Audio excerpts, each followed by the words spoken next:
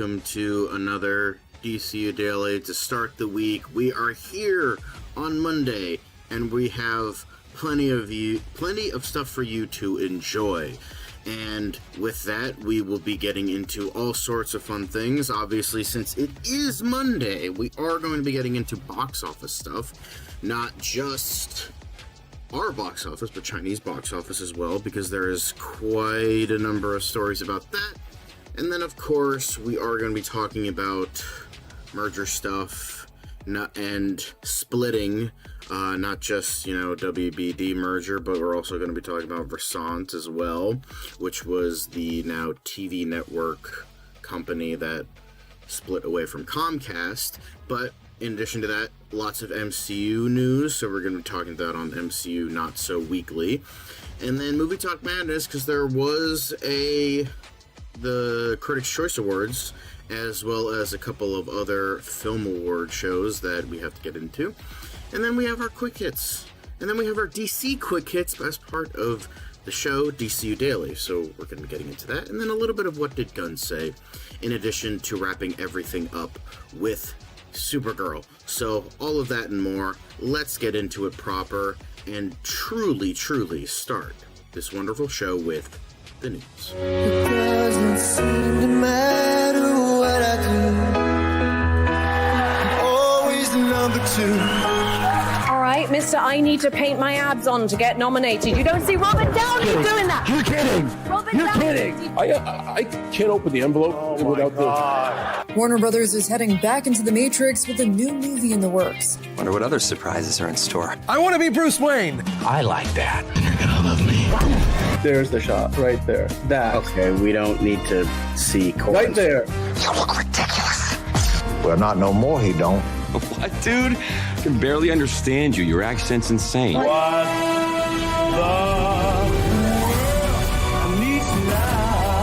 Give me a hand up. Nope, I'm actually okay. Thank you very much. Oh, wow. Wow.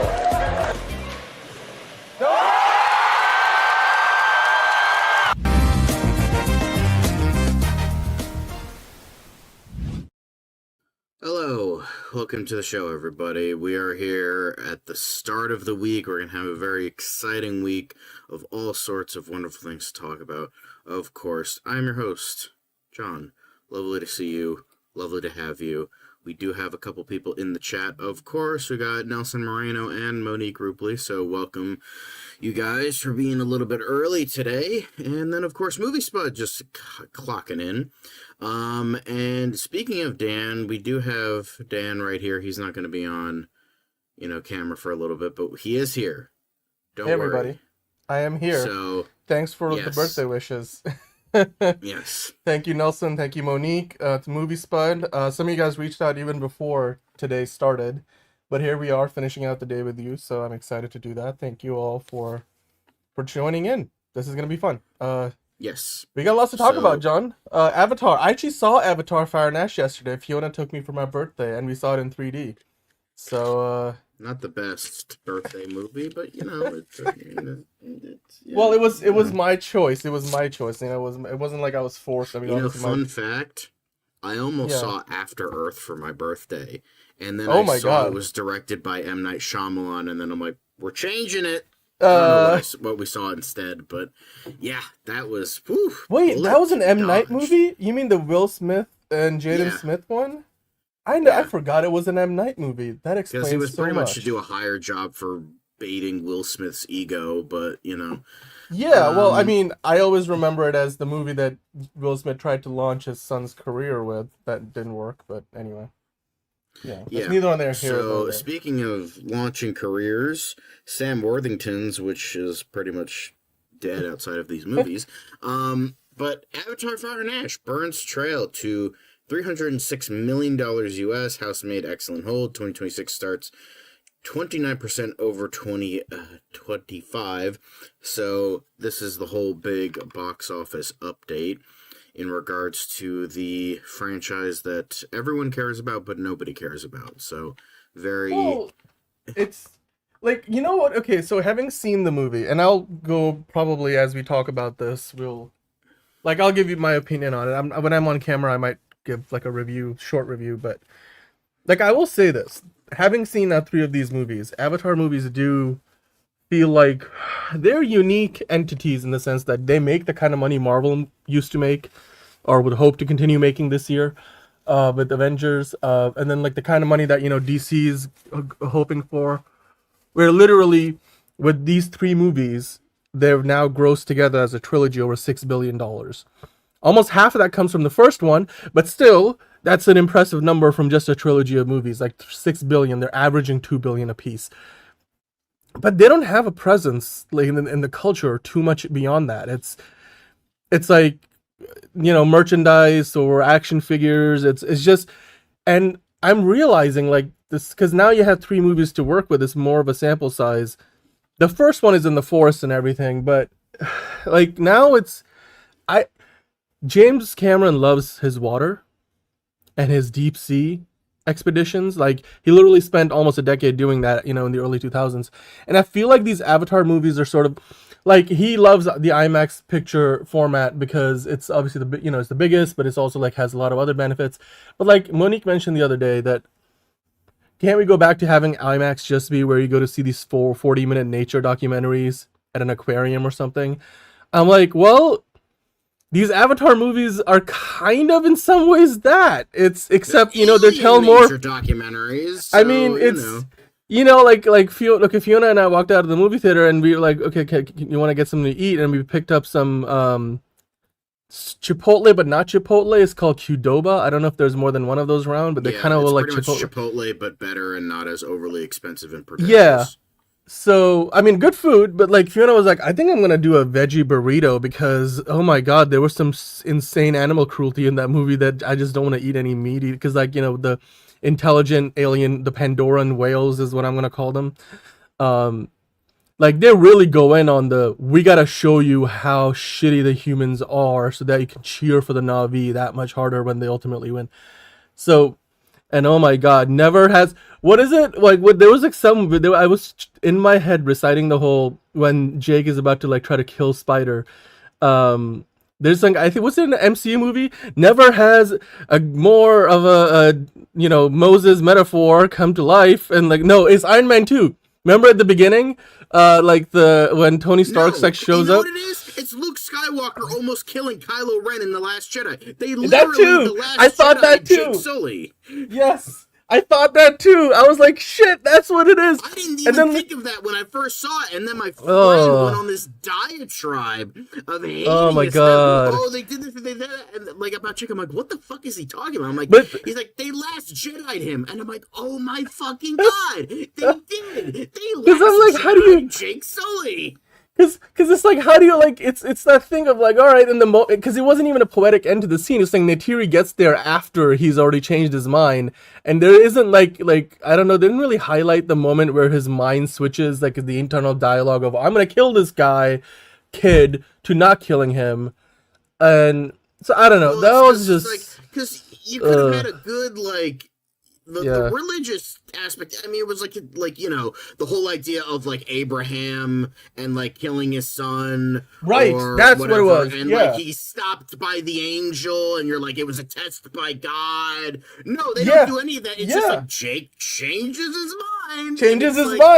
I was like, wait, we're doing an Abraham, because in the moment I couldn't remember it was Abraham. I was like, is it Noah? Is it Moses? And like Fiona is like not really up on her like Bible history or like just, you know, like anyways. I was like, but I figured it out. I was like, wait, it's at the tip of my tongue. Like I know this story. It's very biblical. I know what they're setting up. But anyway, it's so weird. There's a lot of like weird, like I mean, James Cameron is I think he's a religious man. I don't know how religious he is, or if like I don't think he's an atheist in that sense. And again, I don't know if that's, but there's definitely like a lot of biblical like elements in this story, metaphors. Anyway, but hey, look, the point we were trying to make here before we get too far off track. Avatar has made $1 billion in less than 3 weeks at the box. I mean, 3 weekends now at the box office, but less than full 3 weeks. So I think if you count total number of days in release, it's like 18 days,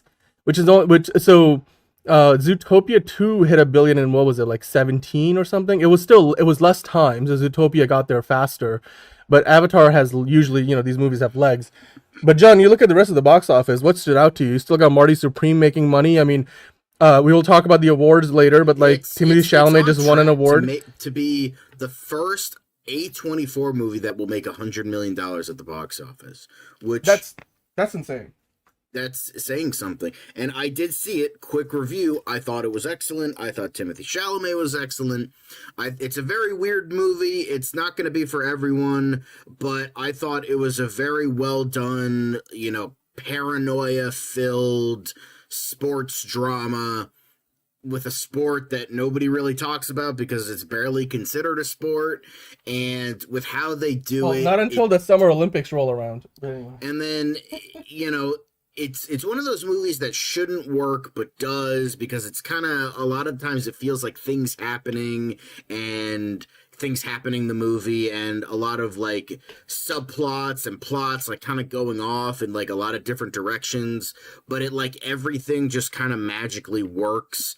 And I thought it was definitely one of my favorite movies of the year and one of the best movies I've seen from last year, technically. For a second there, I thought you were describing Avatar Fire and Ash. Things just happen and then... Okay, fair enough. But it's just like, Avatar Fire and Ash barely works as a movie, while Marty Supreme actually works as a movie. I thought... All right. The other thing about... Totally fair. And I mean, he thanked Kylie Jenner and is I couldn't do it without you. I'm like, we'll see how that works out. Couldn't do it without you in a few years. Come back and talk to us. But the other thing I was gonna say quickly about Avatars, dude, even in the third act when they're getting ready for the fight, he's like, first of all, I didn't understand the narration change from Jake Sully narrating to his son narrating.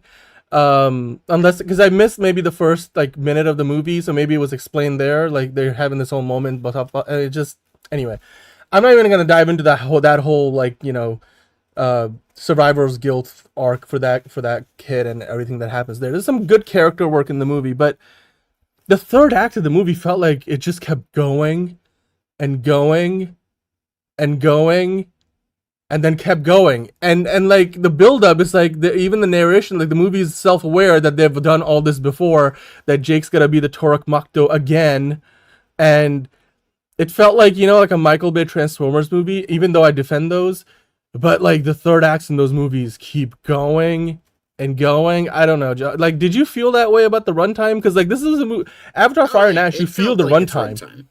You feel the runtime. Which is never a good thing. Like, oh god. Anyway. Yeah. And meanwhile, Marty Supreme was 2.5 hours, and you didn't feel like it. It felt like a 2-hour movie. Like it didn't. I'm not gonna act like it felt like a breeze or anything. Like it's still, it didn't feel like it was longer than its running time, but it didn't feel like it felt like an hour. That was a movie that I think worked very well for what it was trying to do. So anyway. Yeah. Okay, well, that's the domestic box office. Internationally, it's, as we keep talking about, it's the fourth film to cross $1 billion worldwide. Disney owns top 3 global MPA picks of 2025, because that should not be a surprise, because Lilo and Stitch and Zootopia. By the way, Disney dominating should be, or Disney domination should be the title of this article, by the way. Hello to Caleb, honka honka.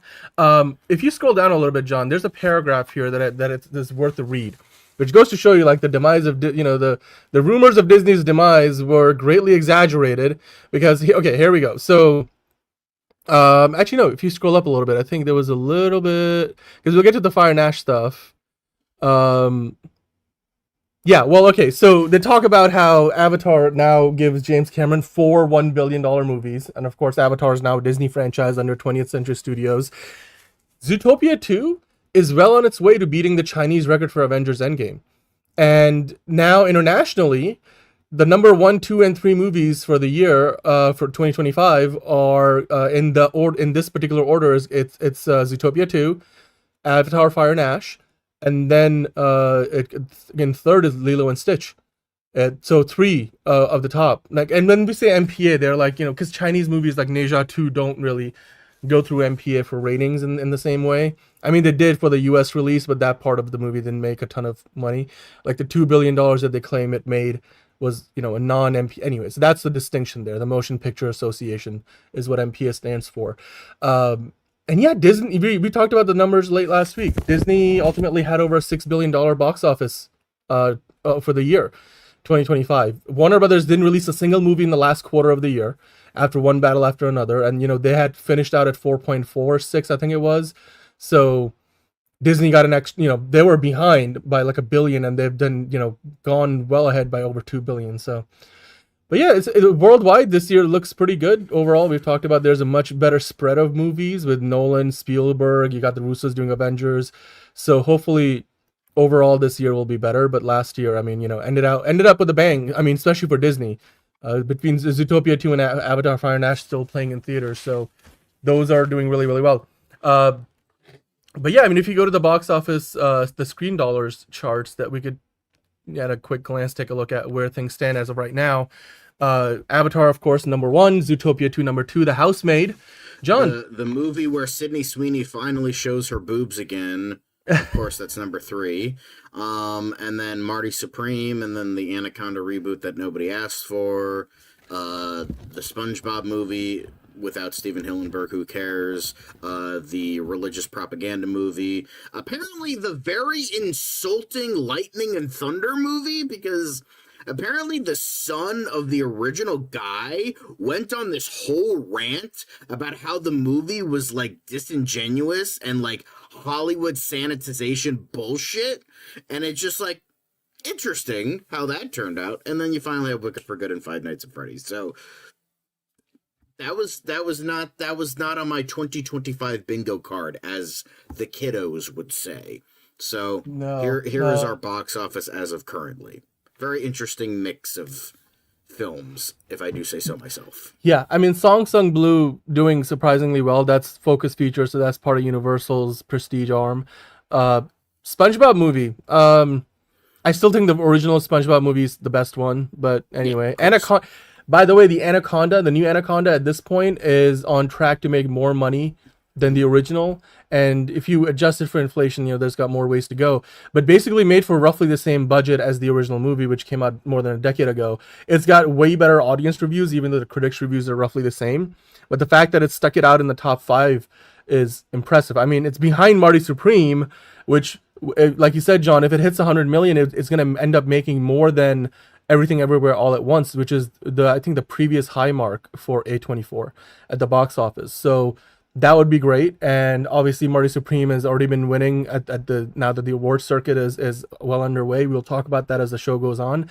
So Timothée Chalamet probably going to get nominated for a lot of awards this season, and then we'll see how many of them he wins. He's off to a good start. But yeah, Zootopia 2, Avatar: Fire and Ash. You look at that, two Disney movies at the top, even though, one says 20th Century Studios, but we know that's part of Disney's studios now. No Warner Brothers movies there again, because they didn't have anything coming out the last 3 months of the year. So yeah, let's keep on rolling. So that is the box office report for the US and the globe. But John, let's talk about China for a moment, because China is the second, and depending on the year, the biggest market in the world in terms of the box office. And while it's struggled a little bit in recent years with ups and downs since the pandemic, Ne Zha 2 came out, and if you take the box office for it at face value, is the highest grossing animated movie of all time. Not only that, but if it wasn't for China, Zootopia 2 wouldn't be $1 billion movie, because of the $1 billion plus that Zootopia 2 has made now, pretty much half of that comes from China, John. Like, I think as of right now, like this number that I have in this article is 558.3, but I believe it's over 600 already, $600 million. This is US dollars converted from the Chinese currency. And it's on its way to passing, I think it was like in the low 600s was the number that Avengers Endgame did, which is the record for a Hollywood MPA movie in China. Your thoughts on this? Because obviously between Ne Zha 2 and Zootopia 2, that was a big part of what helped the country, the Middle Kingdom, as they call it, reach $7.4 billion in 2025, which was a 20% boost for 2024. I mentioned that China's box office has been struggling since the pandemic, and they had an even stricter set of guidelines for COVID, so that their recovery has been even more slow than the US and other countries. But it seemed, I mean, while the North American box office still finished up at close to $9 billion, China before the pandemic had surpassed North America. So you can see that they have a ways to go to get back to those levels, getting to like 10 billion plus. But this is still a good number, John. Your thoughts on this? And then, I mean, does it tell you anything about, what works in China these days, or are these just two standouts and we've still got a lot of figuring out to do? Because you still had a bunch of Hollywood movies that didn't make money. Not a pattern quite yet. I don't think there's a pattern quite yet. So we thought that they were going to be anti-Disney, anti-superhero, and they kind of are. But like this proves a little bit of something in regards to what they want. So maybe the American movie stronghold on China isn't gone just yet, but we'll wait in the coming years to see how true that really is. Yeah, and I was reading about it last year where Disney knew from their research how popular Zootopia would be if they did a sequel, because the Disney Parks division and the parks they have in China, mainland China, they have been hugely popular. Their attractions specifically for Zootopia. So all the by the way, hello Hunter Iggy. We'll get to the DC stuff a little bit later, but we see your comment. So Disney did their research. Give them props for that. And I mean, Ne Zha 2 was pretty much exclusively a Chinese hit because it didn't really do much elsewhere at all. But yeah, we'll see, because like I mentioned earlier, Superman didn't do very well. Jurassic World did well, but nowhere close to being well. Avatar, which is playing right now, John, has made less than 150 million at the Chinese box office. That's still a good number. Anywhere over 100 million is a good number in China, but it's nowhere near the 600 million that Zootopia 2 has been doing. So, like you said, not a pattern so much. And maybe like just Disney found the right property that clicks with Chinese audiences in Zootopia, and they just made that work. And as far as Ne Zha, because Ne Zha and Ne Zha 2, I believe, are on HBO Max now. So like you watch both of them. I haven't seen numbers for it, but I think if you go, like, there are websites that we occasionally visit that track streaming service rankings. So I'm sure you can find that out online, figure drawing. But and by the way, we got Eric in the chat. Wrestle Kingdom rating results. Eric, I don't know if we're gonna get to that today, but I will go look for those later. Wrestle Kingdom is that's the AEW pay-per-view, right? But anyway, John, let's keep on going. It's talking about China, not just in 2025, but talking about China this past weekend, the first weekend of the year. Walk us through what happened there. Obviously, we talked about North America, but China, similar movies at the top. So Zootopia has reclaimed number one in the first weekend of 2026. As Avatar: Fire and Ash moves to second place, so maybe China is more based than we thought, and they wanted to actually go to a good movie this weekend rather than a mid movie, and we're like, okay, cool, we're gonna go see Zootopia 2. So so it seems like Zootopia 2 has been reclaimed as the number one. Apparently it's grossing what in American dollars 17.1 million to lift its cumulative total to almost $600 million, according to Artisan Gateway. Meanwhile, Avatar: Fire and Ash slipped to second place, but remained okay at 15.8, like, all kidding aside. And now it has reached 136.3 million in China after its December 19th debut. And since, Avatar: Fire and Ash doesn't really have a ton of, oh my god, I almost forgot the word, competition, for the next few months, that I have a strong feeling Avatar is going to stay in theaters for a while to eventually get to something that is, at the very least, close to its 2 billion marker that the two previous films did, but I don't think we'll get there. So, well, actually, speaking on that subject, before we finish up talking about box office, I did want to mention they're currently looking at the new Wrestle Kingdom is the New Japan one. Okay, sorry, Eric. Thank you for. I forgot that's the Tokyo Dome show, right? Okay, that's like their WrestleMania anyway. But getting back to talking about the box office, I did want to quickly touch upon where they're expecting Avatar: Fire and Ash to finish. They're looking at right now, I think the number I saw today on the Hollywood Reporter, industry insiders and these are not Disney sources, so these are like external sources. So Disney might have different projections internally for the movie, but they're predicting currently the movie to finish, Avatar: Fire and Ash, somewhere around 1.7 billion. And I mean, it might do more, it might do less, but like that's generally the number they're looking at. And when you look at what it's doing in China now, it's not obviously it's not doing Zootopia numbers, but it's also not doing like terrible numbers. It's not doing Superman numbers. It's a lot better. It's surpassed, I believe, the Jurassic World numbers from last year. Uh, so it's still, you know, the second biggest movie of the year in China, an MPA movie, aka a Hollywood movie, uh, and then everywhere else abroad as well. So it's crossed $1 billion. They expect it to kind of peter out around 1.7. John, do you think there's any shot?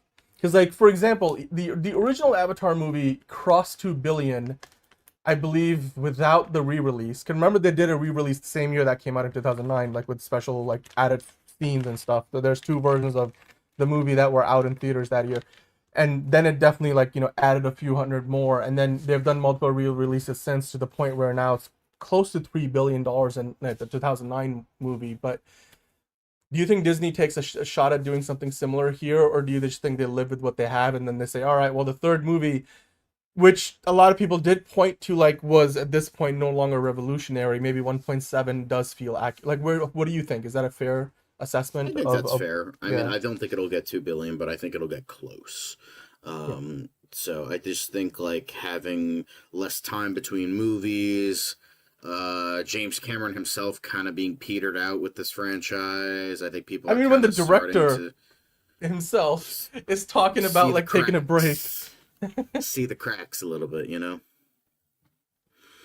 So. Yeah, I mean, even James Gunn is like, oh, sorry, James Cameron. Keep making that mistake.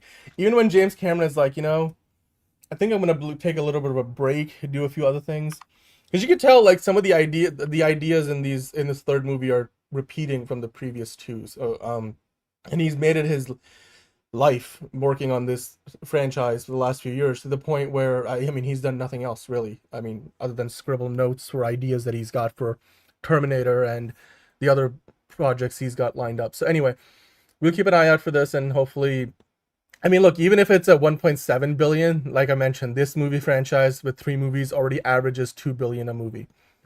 That's better than even Avengers movies. So it's the highest average for a trilogy for our franchise. So it's just by their lofty standards, this Avatar movie is not going to do as well as the previous two, but it's still going to end up in the top 10 highest grossing. Not only that, John, I saw that Zootopia 2 actually now, his international box office, like excluding North America, has surpassed the international box office of The Force Awakens. So take that, Star Wars. I thought you might like that little stat. Fuck you. I mean, I'm still on the high that Joker made more money than Rise of Skywalker. So, you know. Hey, you know what? That's never gonna change. So you can keep that high on the high forever. So, but speaking of keeping the high, I don't know. That's a transition, I guess. Let's move on to the next thing we got to talk about. John, can you walk us through? Like, do you want to walk us through the Versant side of things, and then I can not kind really, of jump in? but I mean, I will if you want me to. But you know, in terms of, this isn't specifically Paramount versus Netflix, but this is Versant, as I mentioned, like the TV network side of things, with some additional companies that got split off from Comcast. Now it's called Versant, whatever the fuck it's called. Well, the CEO has touted scale, strategy, and leadership to grow as Comcast completes separation. The owner of MSNBC and CNBC will start trading on the NASDAQ under the ticker symbol VSNT. But yeah. So it is now 100% official that they are separated, and Mark Lazarus is the CEO, and his team will lead the development of an independent strategy while also establishing the firm as a potential partner and acquirer of complementary media businesses. Comcast had previously highlighted cable channel Bravo, the NBC broadcast network, and streaming service Peacock will remain part of Comcast's entertainment arm, NBC Universal. So all the stuff that actually still kind of makes money, they stay. Meanwhile, for Sant, you get all the fucking garbage that we don't care about. But Lazarus has been overseeing most of NBC's Universal's TV operations as chairman of the NBC Universal Group. NBCU CFO Anand Kini will serve as CFO and COO of the new Versant. As a standalone company, we enter the market with the scale, strategy, and leadership to grow and evolve our business model. And, you know, pretty much all fucking CEO speak that we've heard a trillion times from a trillion other companies. So well, so let me kind of, so that now giving us some context. Basically, the WBD bidding war for the future Warner Brothers, whether it is with the TV networks or without, depending on who ends up winning, it's been going on now for months, literally months, close to half a year at this point, if you really count back to like when Paramount originally was bidding unofficially. But ultimately, we were talking about a lot last year that the difference between what Paramount wants and what Netflix wants to do is the TV networks. Netflix wants to get rid of the TV networks. Netflix is like, we don't want anything to do with it. It's not what we deal with. So you sell those off this year before we complete the merger, basically only buying the studio and streaming side of Warner Brothers. Paramount, on the other hand, wants the whole thing. They want everything. They want the studios. They want the HBO. They want the streaming service. They want the TV networks like CNN and TBS and TNT, everything that that they have at Warner Brothers Discovery, all the Discovery channels like HGTV, Food Network, all of those. Now, all of that would lead you to believe, okay, so they're not exactly buying the same thing per se, and maybe that's where the arguments is, where Paramount seems to think their offer has always been superior to Netflix's, even though Netflix signed the deal with Warner Brothers. So if things were to go ahead as planned, Netflix will end up, with Warner Brothers, and the networks would get spun off. Now, as part of all of that, John, we talked about last year that Paramount had valued the Discovery networks, that basically the Discovery Global would be the spin-off, which would include not only traditional Discovery networks like HGTV and Food Network, but also all the Warner Brothers ones like TNT, True TV, TBS, and so on, CNN, big one, and Bleacher Report, not so much a TV network but a digital property. That new spin-off company, the closest comparison to that is Versant. And Versant is of course, the spin-off from Comcast, like you just mentioned. Now, we were talking about both companies would be public. Paramount seems to value it at a certain number, the Discovery Global company, that is lower than what Warner Brothers thinks they would ultimately be able to get out of all this. By the way, hello, Kevin. And yeah, we'll talk about the Paramount side of things in a little bit. But essentially, we were kind of like when movies come out, we're like, all right, so the new Superman movie came out. We want to have comparisons. It's a James Gunn movie. We compared to Guardians of the Galaxy. How well did, Superman do compared to the previous James Gunn movie, which was, well, the Suicide Squad, you can't really count because it was the pandemic. So you count the Guardians of the Galaxy, which is a more recent movie, and also since the pandemic, it came out and did quite well. And you can also compare it to Man of Steel, because there's another Superman movie. So you do those comparisons to see how good did Superman do. Well, in this case, we were trying to figure out all last year, well, what will be the actual value of those Discovery Global Networks, company that will get spun off later this year by Warner Brothers, unless Paramount, ends up buying the company. But if Netflix stays on, that's what's going to happen. And well, Comcast finally finished the process. Versant is now trading on the stock market, the New York stock market, John, and like you mentioned, under the VSNT symbol. And it's a rare media debut on the stock market because not a lot of media companies end up debuting on the stock market. They usually get acquired by a bigger company, like, MGM got bought by Amazon, Netflix is buying Warner Brothers. So it's rare to see a new company actually join up on the stock exchange like that. But that being said, if you go to the next article, I just wanted to talk about the actual price at which it started, because the whole thing here was who was right in valuing the company, like the what's going to happen with Discovery later. And I can kind of walk through a little bit of what that means. So if you go to the next article here, I just wanted to kind of walk through the stock price. So the stock for Versant debuted at, I believe, around $45. And after hours trading, it finished up a little bit higher. Even though it dipped, during the day, and then it finished higher, but then after hours it's dipped. So you see the numbers. So it finished off at 4 p.m. and markets were closing $1.45 higher than where it started. It started at $45. It's trading at $46.65. Now, after hours trading, which is basically like, people put in requests for transactions to be made that will go through tomorrow morning when the market opens again, that number, they've dropped a little bit, but it's not by much. But having said all that, the big difference is, if you go to the next article, Versant is a company that is similar to what Discovery Global would be, in that it's mostly cable networks that are supposed, that are like more ancient now. These bigger companies don't want anything to do with them. That's why Comcast did what they did and what Warner Brothers wants to do. But the big difference between Versant and Discovery Global would be, Discovery Global could have as much as $15 billion in debt coming from the Warner Brothers Discovery parent company, whereas Versant only has $3 billion. So that's about 5 times as much debt for Discovery Global, and that will drive down the value of the company.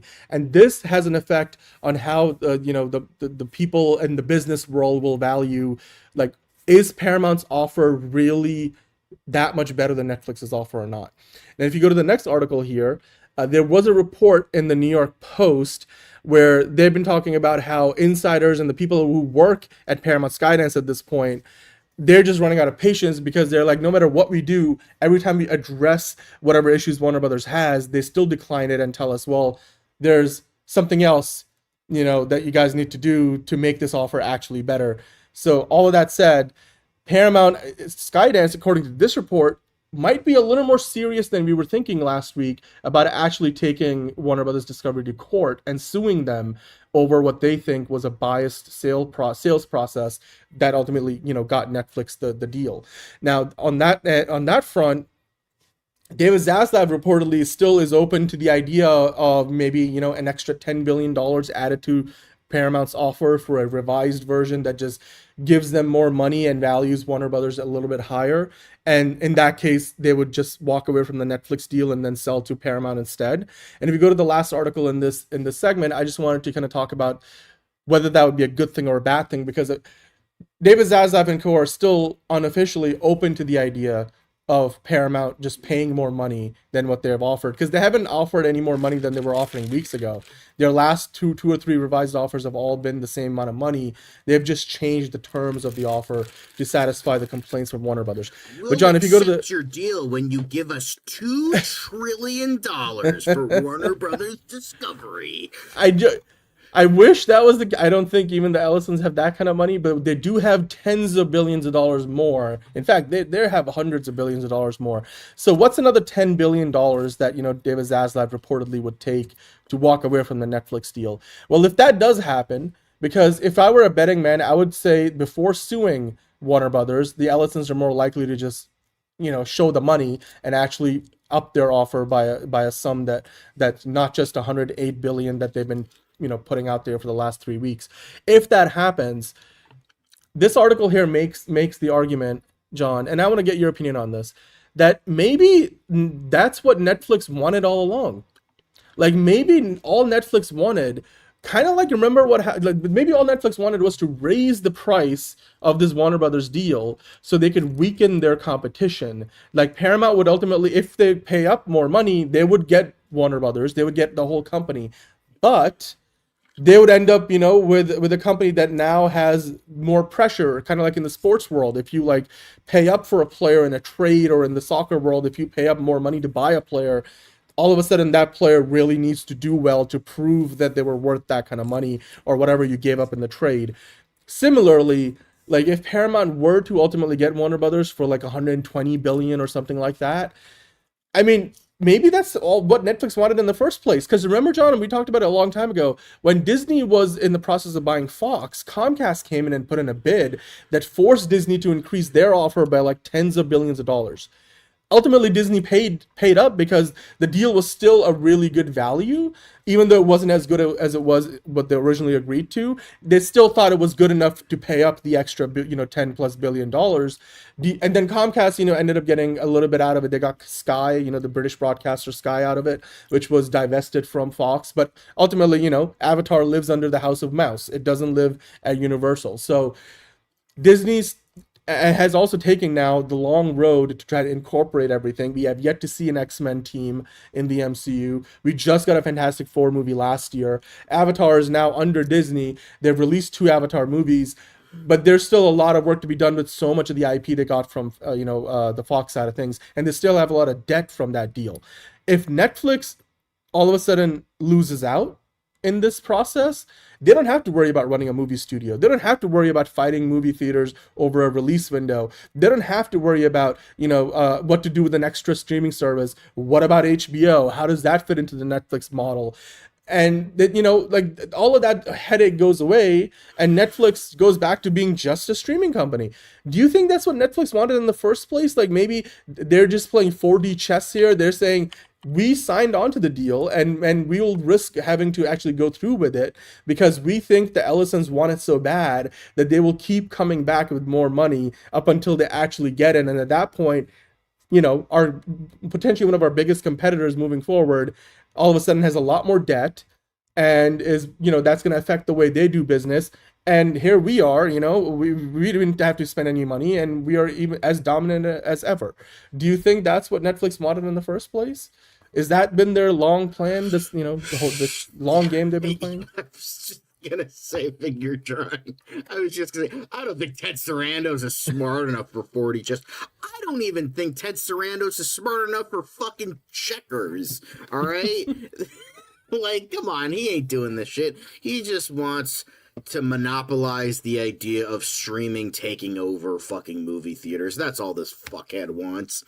But still somehow the better deal than the douchebag who wants to control the news for his big buddy up top. So, it's slightly better, but still not great. So here we are. Yeah, I mean, I agree with what Eric is saying. I don't think Ted Sarandos is dumb.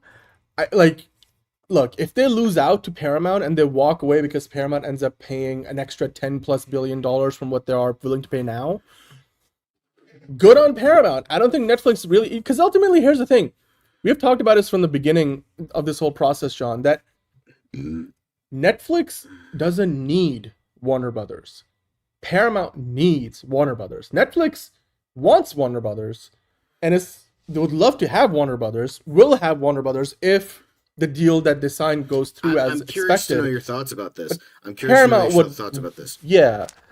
Because with all the decisions Paramount has been making, which are like all bad ones in regards to their IP, like the stuff with Teenage Mutant Ninja Turtles, Sonic, all this other shit, like, I know it's just the stuff we talk about and stuff that's like noticeable to even the general consumer. Do you think that there is the possibility that, let's say, big hypothetical. Netflix backs out. Netflix doesn't want it. They're doing all the stuff you claim, and they're just going to back the fuck out and just do whatever the hell they want. Paramount comes in with the bigger bid and buys Warner Brothers. Do you think that eventually that they'll sell off Paramount to just kind of get rid of them because that was small potatoes in comparison to what they have with Warner Brothers? Do you think that's... I'm not saying it's like definite 100%. I'm just saying, would you think that's possible since Warner Brothers has way more value in it than Paramount? Yeah,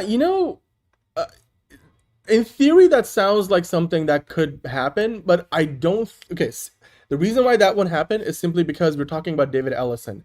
And David Ellison under Skydance, before Skydance bought Paramount and is now in the process of trying to buy Warner Brothers, Skydance has been funding the Paramount movie slate, the majority of it, pretty much all the Tom Cruise movies, all the Mission Impossible movies, the Top Gun Maverick movie, and whatever sequel Top Gun Maverick will be called. All of those movies and beyond, like so all their big movies were financed by Skydance. You've seen the Skydance logo before a lot of Paramount movies for years now. Yep. So David Ellison, and there's one thing about him as a person. He does love the movies. He is a proponent of the theatrical window, and so he would be more serious, I think, about keeping Warner Brothers movies theatrical, whether it's DC movies, Lord of the Rings, everything else that they have. But he also loves the IP that Paramount has, and I think it would be more it would be more likely that they might divest the Paramount assets if Paramount was worth more. But But John, like, I don't know if you remember, but the Skydance paid like $8 billion for Paramount, and that was partly because Paramount had a lot of debt, so like that drove its price down. But overall, like Warner Brothers is gonna get, paid, like, or the shareholders of Warner Brothers are gonna get paid at least 10 times as much.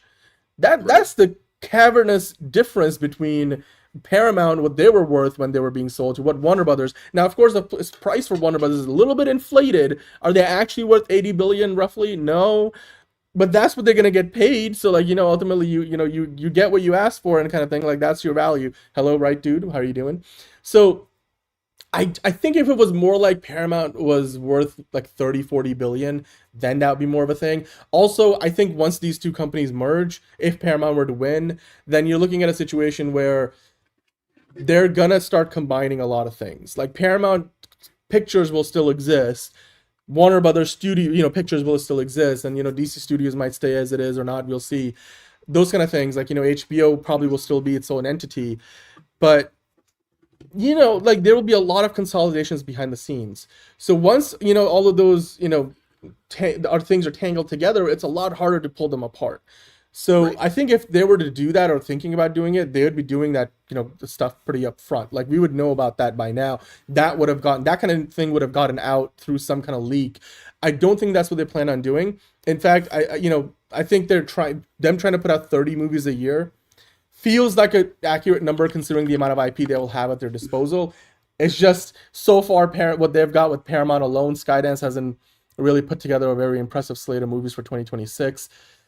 Again, it's only their first full year with the studio, so we'll see if they get any better at it. I just doubt that Paramount, because Paramount doesn't have the there's a reason why Paramount struggled by themselves with the old regime, and now even with the management under Ellison and the team he's brought in, it's gonna take them some time to get on their feet, and that's why bringing on another huge studio that is several times bigger than the one you already own, it's going to cause a lot of chaos.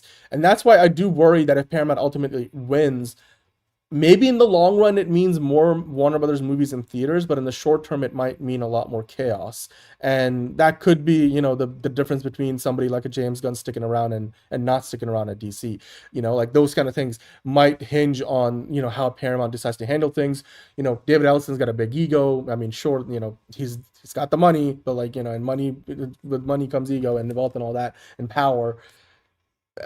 That's where I think, the Netflix might be a better fit, even though they might not leave a lot of movies in theaters. So it's like, again, there's a lesser of two evils. But to answer your question, I don't think they're going to divest Paramount. Skydance is they're going to keep everything together, because for them it's about scale, market and scale. And that's why they need Warner Brothers, because they need that scale to compete with Disney. We just talked about in the last segment, Disney had 3 of the highest grossing movies of the year. And that was a bad year for Disney.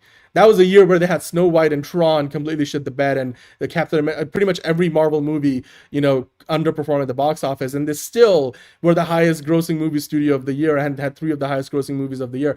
Like, Disney's not even doing its best at, what it used to do at the box office. Can you imagine? Like, Paramount needs Warner Brothers. Netflix wants Warner Brothers. And I think that difference, is more, starkly there to see now than ever before. But anyway, I think we'll leave it there for now, because we got to move on to the next thing. But I'm sure as this story evolves, we'll cover it and we'll talk about it.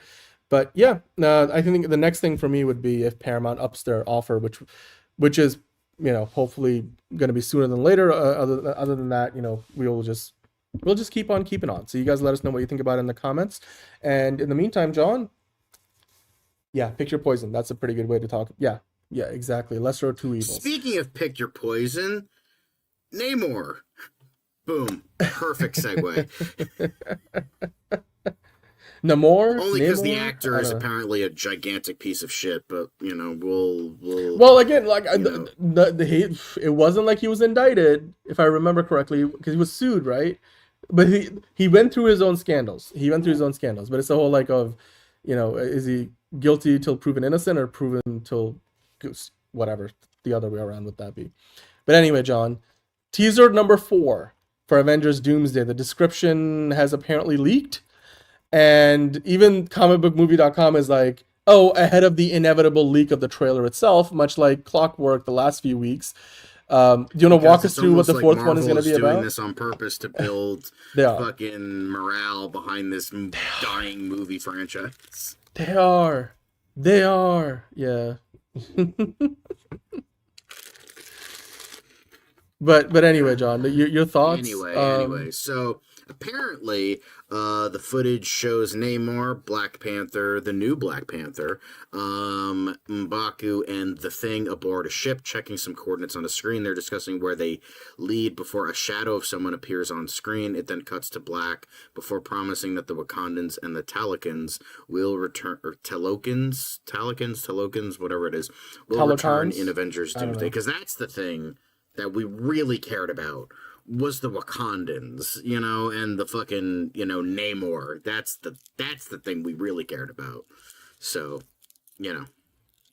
Exactly, yeah, Caleb. Exactly. That's the thing I'm wondering. Where's my goddamn Howard the Duck trailer? I would immediately bend to Disney's ass if they fucking did a Howard the Duck show or movie. Like, I would become the biggest Disney simp of all time if they fucking did that. But I know they never will, so they can go fuck themselves. Well, look, all I'm going to say is this would be the most underwhelming teaser so far. I mean, in some ways almost as underwhelming, because I don't mean to compare as apples to apples, but like the Chris Evans one was like, oh great, Chris Evans is back, like thank you for confirming something that we've pretty much known, all but known for a long time. Do you mean the actor, or I'm confused what you mean? Like the Thing, like from the Fantastic Four. I don't. Anyway. Okay. Whatever. As I was. Here's the thing.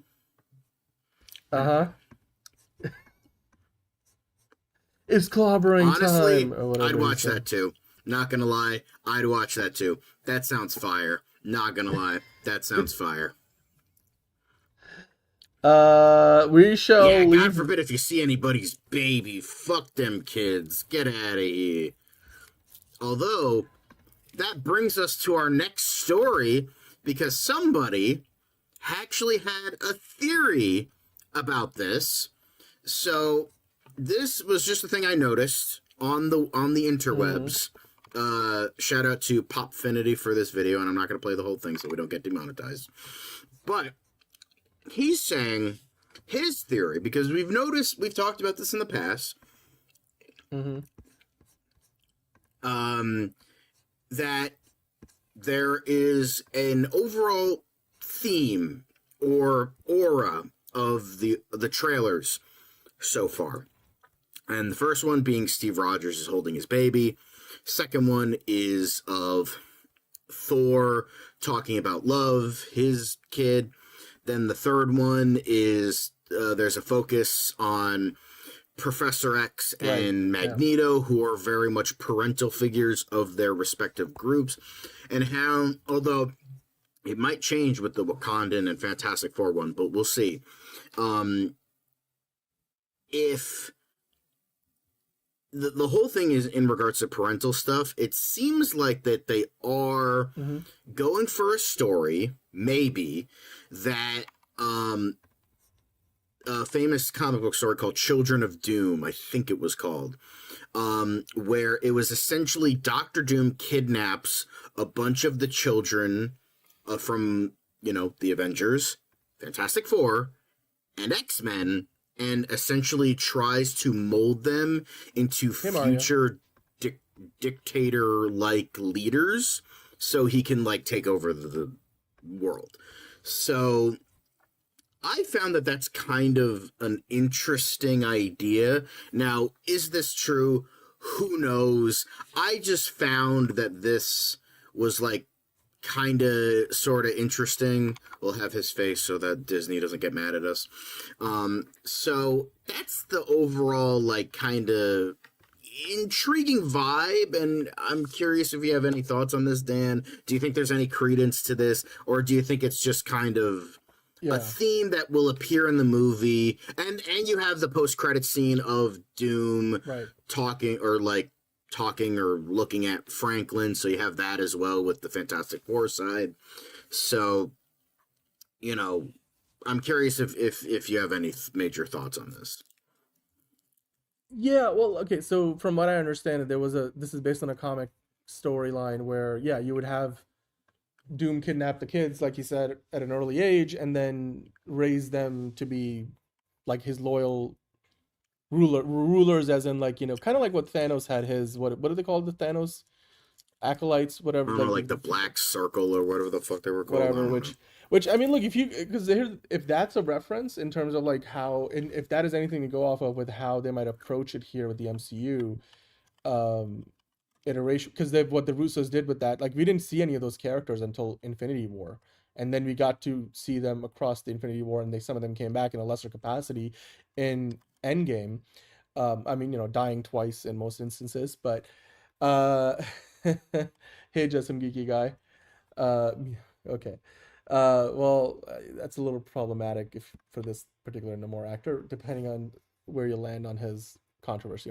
Anyway, but as I was talking about with this theory, I think it can work really well.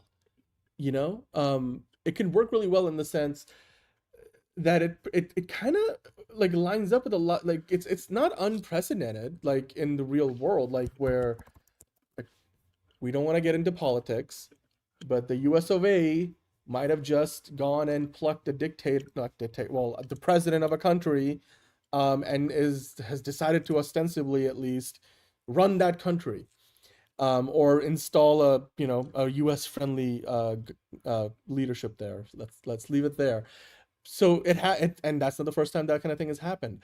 So if the MCU kind of goes in a direction where Doom plucks all these super babies, like, whether it's Captain America, Steve Rogers' baby, Franklin Richards from the Fantastic Four, and maybe Thor's a kid, Love, which I think has powers if you go off of just a little bit we got at the end of Love and Thunder.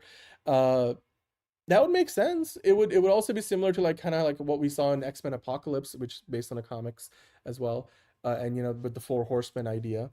That's another one. A Doctor Doom manipulating Sentry, like how Palpatine manipulated Anakin. But don't worry, guys. The entirety of the MCU multiverse will then give Sentry a big ol' hug, and then it'll be over. But so I could see that happening. The only problem with all of that I see, John, is the whole thing that you trying to do that in one movie is a lot of ground to cover. It can be done, though. I feel like maybe there'll be a time jump. Certainly there'll have to be a time jump. Either a time jump or you explain it away with the multiverse shenanigans or however that might work.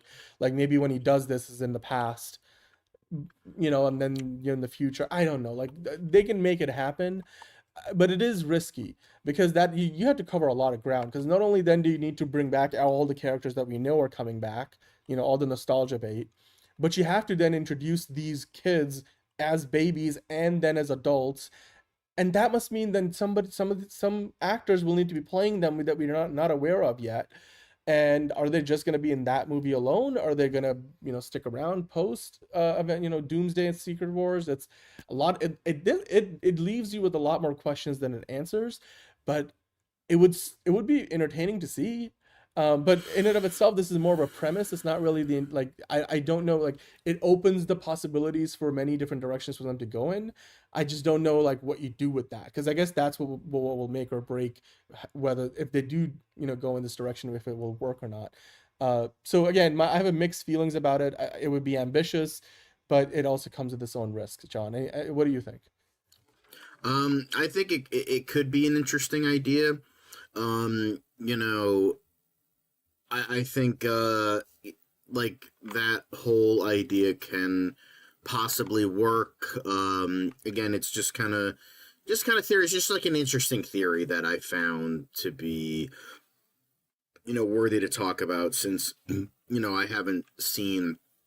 kind of been seeing the same like ideas over and over again. So I'm like, I saw this, I'm like, okay, I think this is worthy enough to talk about. So I sent it, and I think that's it's definitely something different. It's very different from some of the other stuff I've seen.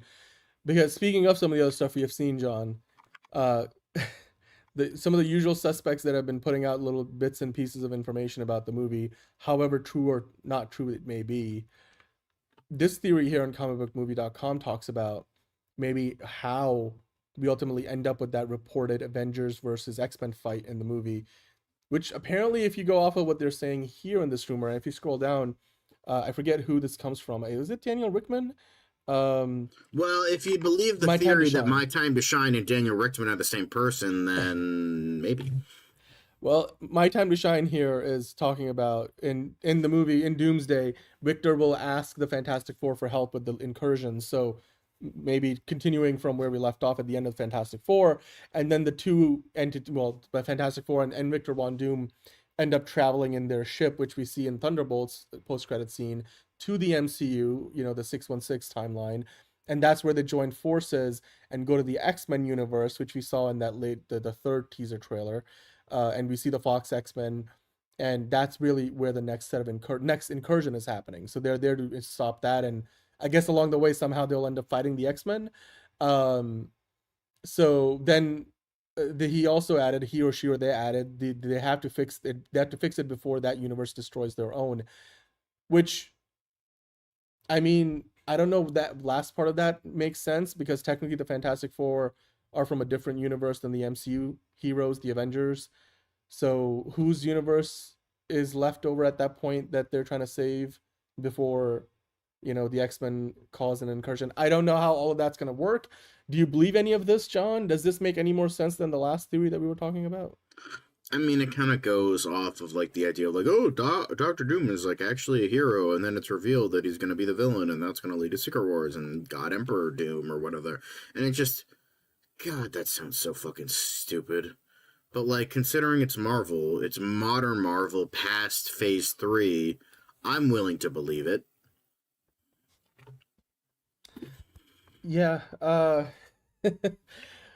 what makes me doubt it is in the past week, like, all of a sudden there's been an explosion of theories that supposedly are all true, that clearly don't line up, and there's been a lot of, like, fake Reddit leaks. So I went down that rabbit hole for an hour or two last week. But anyway, I guess ultimately it will become, you know, pretty clear by the time we get at least one, if not maybe two trailers for Doomsday, which direction things are headed. Because eventually people can piece together what's going on, especially because, like, right now, John, we still haven't actually seen the first official in-universe look at Doctor Doom, other than behind him, you know, with what we saw at the end of Fantastic Four. We don't know what he looks like, you know, face on, other than the fact that it's RDJ playing the character. So, or we don't know, like, what he sounds like. We don't know, you know, what his motivations are, other than he's going to be the antagonist. Will he be the antagonist? Depending on if you think he's going to, you know, try to team up with the good guys for a while, but maybe he's being deceptive. I don't know. All those things aside, though, John, it certainly looks like we're only probably hours away at this point. Usually Tuesday is when the teaser trailer leaks. So if the rumor about what the fourth teaser trailer is going to be with the Wakandas and the Talokans and whatnot, we're going to get a low quality version of it tomorrow. So we'll talk about it then. And then hopefully we'll, you know, have a higher quality version of the X-Men one released online. And then we'll move on to talking about the fifth one, because apparently there is a fifth one, and whether it features Loki or Doom, we'll wait to see, you know, how that turns out. Hello, Emo Nerd Girl, how are you doing? Thanks for coming in. Sorry about all the different yushes in the chat. I think we're trying to take care of the bots.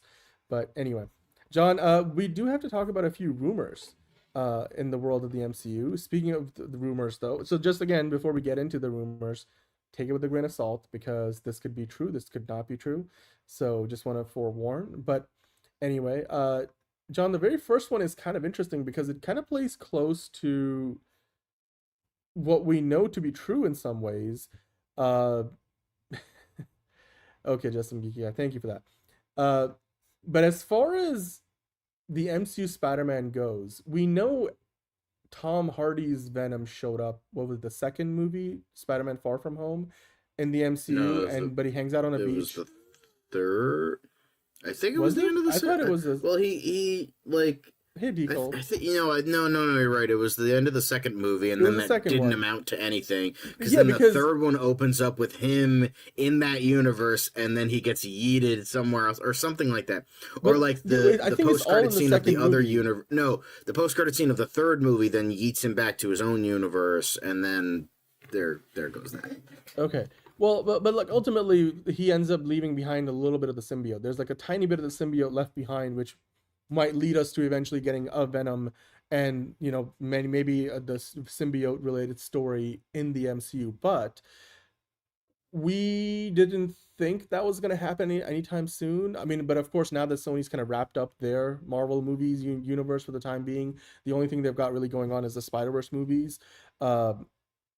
Maybe Venom is coming to the MCU a little bit sooner than expected, John, because there was a rumor out there talking about how Marvel Studios has big plans for the Venom symbiote, and not in the distant future, but in the next, aka the Spider-Man trilogy that we're going to start seeing this year with Spider-Man Brand New Day. We know that Tom Holland's going to go from having web shooters to having like organic webbing like Tobey Maguire Spider-Man did, and kind of going more of a back to basics approach to the franchise. Thank you, BM. No Way Home. That's where it was. So it was the end of the third movies. Sorry, we're trying to place like the events. But anyway, the point is Tom Hardy shows up with his version of Venom, leaves behind a little bit of the symbiote, ultimately has no material impact on the world of the MCU other than he sees Tom Holland Spider-Man on TV. So well, Emo Nerd Girl, we talked about the box office. We talked about the Warner Brothers Discovery bidding war for a little bit. So you can, you know, be kind and rewind for those. But we're talking about the MCU right now.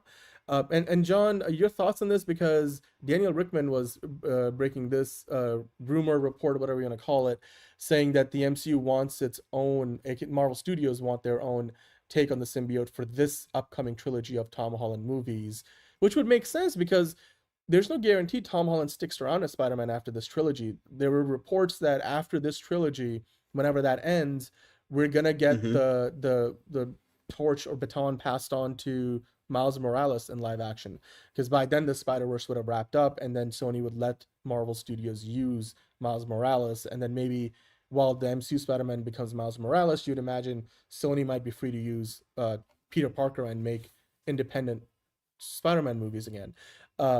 But all of that set aside, just the idea of the symbiote being introduced in the new trilogy of Spider-Man movies, do you buy that? And then also, do you think that means we're getting an emo Tom Holland Spider-Man? Or is it likely that we're going to get an Eddie Brock in the MCU proper? I don't think so. I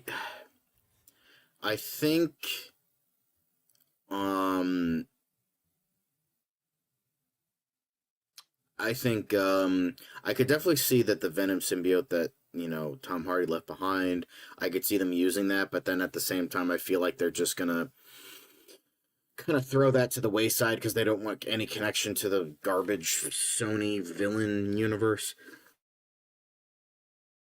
So they'll probably just do their own thing, make their own thing, and Matt Gargan, who has been an avatar of the Venom symbiote in the comics after a certain point, they're probably going to make him Venom. He's probably going to be Scorpion in this movie, and then they're going to make him Venom in like a sequel or something like that. Venom. So anyway. we'll see, but yeah. I think a lot of us are glad that the Sony Spider-Man universe of characters is no longer around. But look, I think if they were to introduce the symbiote, like if you scroll to the back of the top of the article with the headline, while I'm not necessarily entirely surprised that we might be closer to getting a Venom in the MCU, especially with there not being any more Venom movies to come from Sony outside of the MCU, I wonder if, you know, we're not going to get that introduction to a symbiote story until at least the second, if probably maybe even the final movie in the Spider-Man trilogy. Because if you think about the timeline, they're putting out Brand New Day now, and they're going to have 2 Avengers movies come out after. Who knows where Spider-Man ends up eventually, you know, after that. Probably still swinging around in the streets of New York. But by the time you get to the third movie, I mean, Tom Holland's going to be older. I would like to see it. I just hope they do a good job of it, and one that's worth, the level of source material that is out there for Venom and just the symbiotes as a whole, because Venom 3 was a big disappointment in terms of expanding that mythology on screen. So anyway, but John, we do have a couple of more rumors from the world of the MCU. Do you want to walk us through that? I'll be right back, and then we'll get into the quick hits. Actually, movie talk madness right after. But we got a couple of more rumors from the world of the MCU here. Yes, so the first thing is yet another Doomsday reference. It's rumored to feature the big screen debut of this fan favorite Disney Plus character, But according to Daniel Richtman, Owen Wilson will apparently return as Mobius and Mobius in Avengers Doomsday. Wow. Wilson appeared as the fan favorite TV agent in both seasons of Loki, and they think he'll be coming back in addition to Loki coming back as part of the Avengers. So, considering this, that the sacred timeline has to deal with, like, and like the multiverse and all that shit has to deal with like the TVA, I can imagine him making a small cameo. I don't know if he's gonna have a major role in the film, so I can see this happening.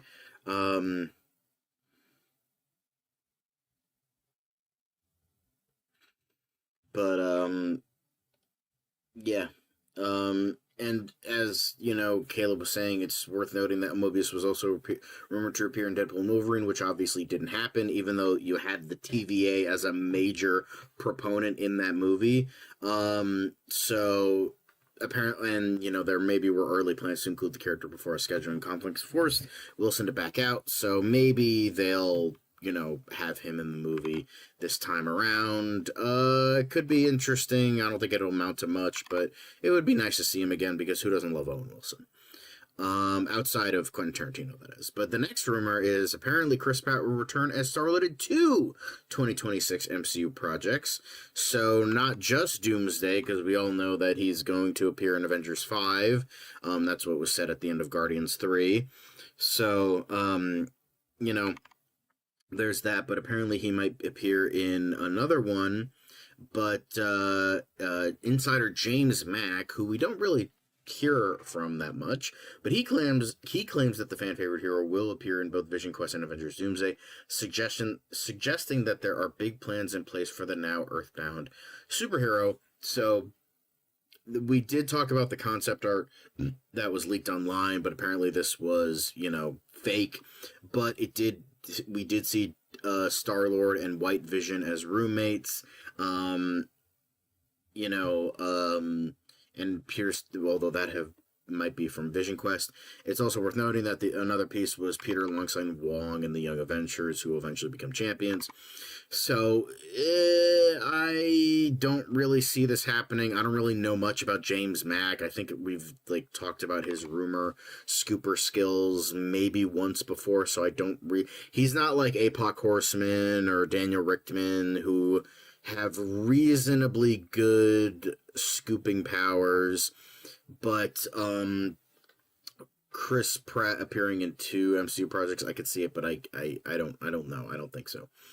But obviously, we'll see. But obviously, he's gonna definitely be in Avengers Doomsday, but I don't think he's going to appear in anything else. But dance off, bro. I will say I love that movie, but that scene was fucking stupid.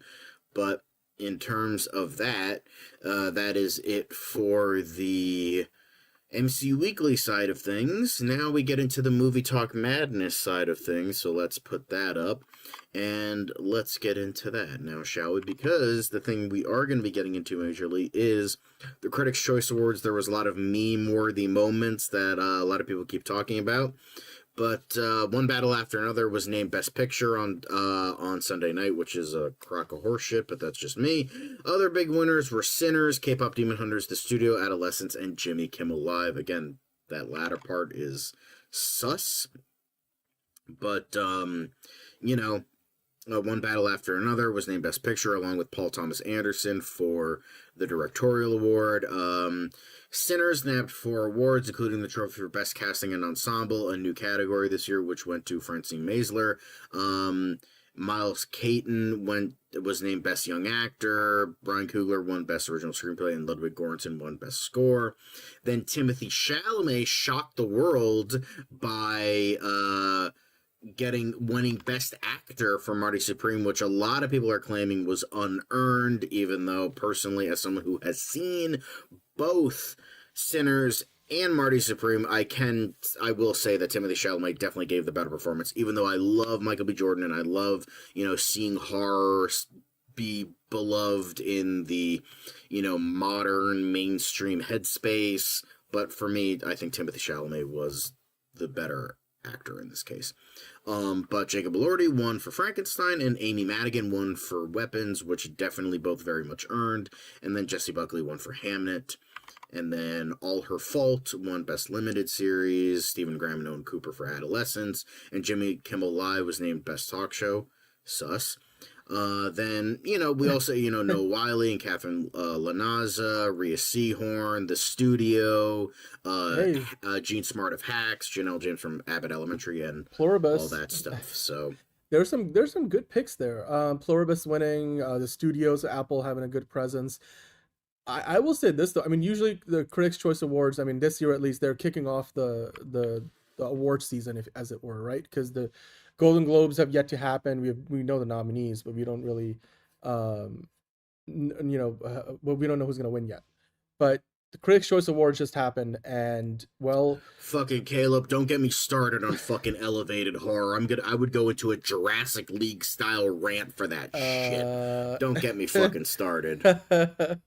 While we're at it, to answer a question from D. Cole, I don't think Mobius will appear in both Doomsday and Secret Wars. I think it probably makes more sense in Doomsday because there's a lot more probably timey-wimey stuff happening there. But I guess we'll find out depending on what happens in Doomsday, whether we'll see Owen Wilson in Secret Wars or not. So, but that's, neither here nor there. As far as the award season goes, John, I think I wanted to kind of highlight for the moment. I know you're not the biggest fan of it. I watched One Battle After Another recently, and like I was talking about last week, it does leave an impression on you. It's a movie that makes you think. I didn't like everything about the movie. I don't think it's a perfect film, but it's certainly a movie that kind of hits really close to home considering the world that we live in, especially if you live in the US and even, abroad. And I think it's meant to make you uncomfortable. It's a little kooky in a lot of ways, like the Sean Penn character is a little kooky, and the way things play out with him, you're like, it definitely feels exaggerated. But at the Critics' Choice Awards, now where I'm going with this, and I'll get there soon, I promise. Ultimately, the road to the Oscars begins with the first award show of the year. Critics' Choice Awards just happened, and people start talking about what does this mean for the Oscars? Because not everybody, but there are a lot of people who voted for the Critics' Choice Awards that have connections to or adjacent to or may also be in the Academy voting for the Academy Awards. So we know that the One Battle After Another won Best Picture and Best Director. But they didn't really win any of the big acting awards. Of course, Timothée Chalamet won for Best Actor Male. Was it Amy? Who said it in the comments? Was it Amy Madigan? Was it? Yeah, Amy Madigan for Supporting Actress. So, getting their dues, like a lot of good actors with some of the best performances of the year. John, do you think that this is a good predictor of one battle after another, now going on a run of one win after another in the award season, with culminating at the Oscars and winning maybe Best Picture and Best Director? I think or Esther, but I think in regards to Critics' Choice Awards versus Oscars versus all of this, we did get some good winners. I mean, I personally don't agree with One Battle After Another winning. I would like to see Sinners or Marty Supreme win, but it's more than likely going to be One Battle After Another because it's heavily political and it speaks to a lot of the values of Hollywood, and they want to kind of stick with that, because like, as we all know, every time there's a great fucking movie that's deserving of the Academy Award, you have like something that wins instead, and I think that's going to be the case here, which is kind of unfortunate, but you know, it's Paul Thomas Anderson it's been a long time since his last one, because I think There Will Be Blood, that one in 2007. But yeah, it's just I just found the film to be very weak. I just don't think it's as great as a lot of people say it is. But I hope to see a lot more awards from the Sinners side of point of view. You know. Yeah, I mean, Sinners should win more. Like you said, Ryan Coogler won for script, best original screenplay, right? So, yeah. Well, let's keep on going then, because these weren't the only set of award show. I mean, this was the most high profile one from this past weekend. But One Battle After Another, speaking of, named Best Picture by the National Society of Film Critics, and PTA, the director and the stars of the movie, Benicio del Toro and Tiana Taylor, each won in their respective categories of Best Supporting Actor and Actress. So, in addition to the Critics' Choice at the National Society of Film Critics, we also see it picking up a few wins. Again, John, do you start to feel like there's a pattern emerging here? I mean, it's very early going. I suppose the Golden Globes might be a big marker for whichever movie does get there. It's just, here's the thing. 6 months ago, they would have said Sinners was by far the thing that would have won. And then One Battle After Another came out 4 months ago, so it's just the case of recency bias. Because Anora came because everyone thought like I don't know if it was Conclave or The Substance was gonna like fucking sweep shit, but then fucking Anora comes in later in the year, and I feel like that's such a bullshit thing. It's like, oh, just because your movie came out later and people remember it sooner, that you're gonna get all the awards, which is just such a crock of fucking shit. Well, by that logic, Marty Supreme should sweep, because that just came out fucking 2 weeks ago. So, it's just, I just hate that so much. It's just like, Conclave and, Demi Moore were fucking robbed by this movie about a fucking whore because it came out sooner. It's like, didn't come out sooner, it came out later, so it's just like, all right, okay. Well, the other thing is, because the Oscars take place at the end of a cycle, because they want to award the previous 12 months. I don't think it's the calendar year, it's the rolling 12-month year that of eligibility.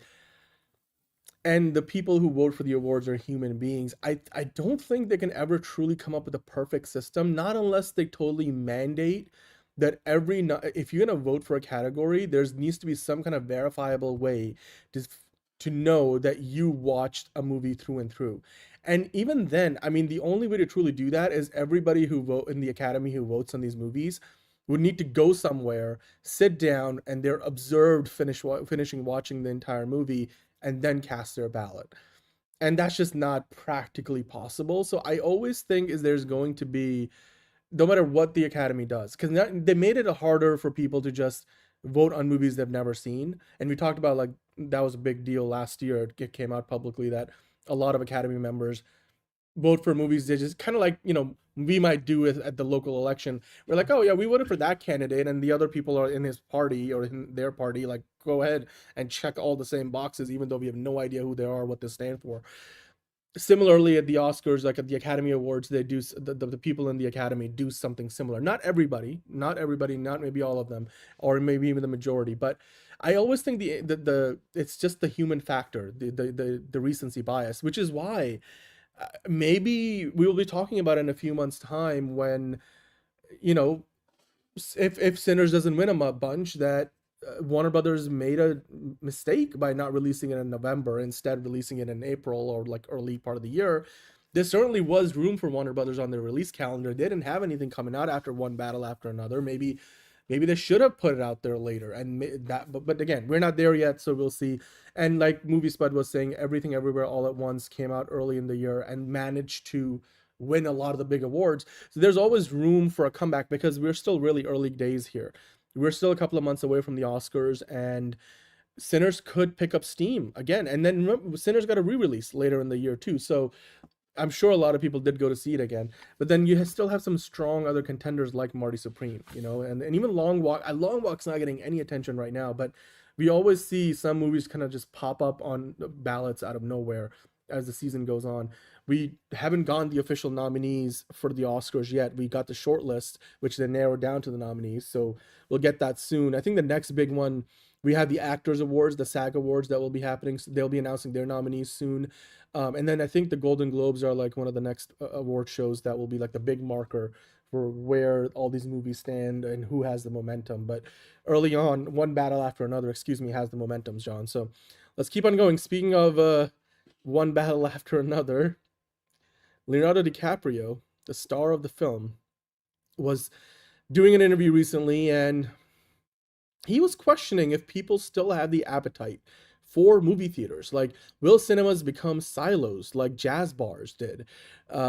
John, this of course is in context of everything we've talked about recently with the studio that made one battle after another being in the process of getting sold to Netflix, and Netflix wanting shorter release windows.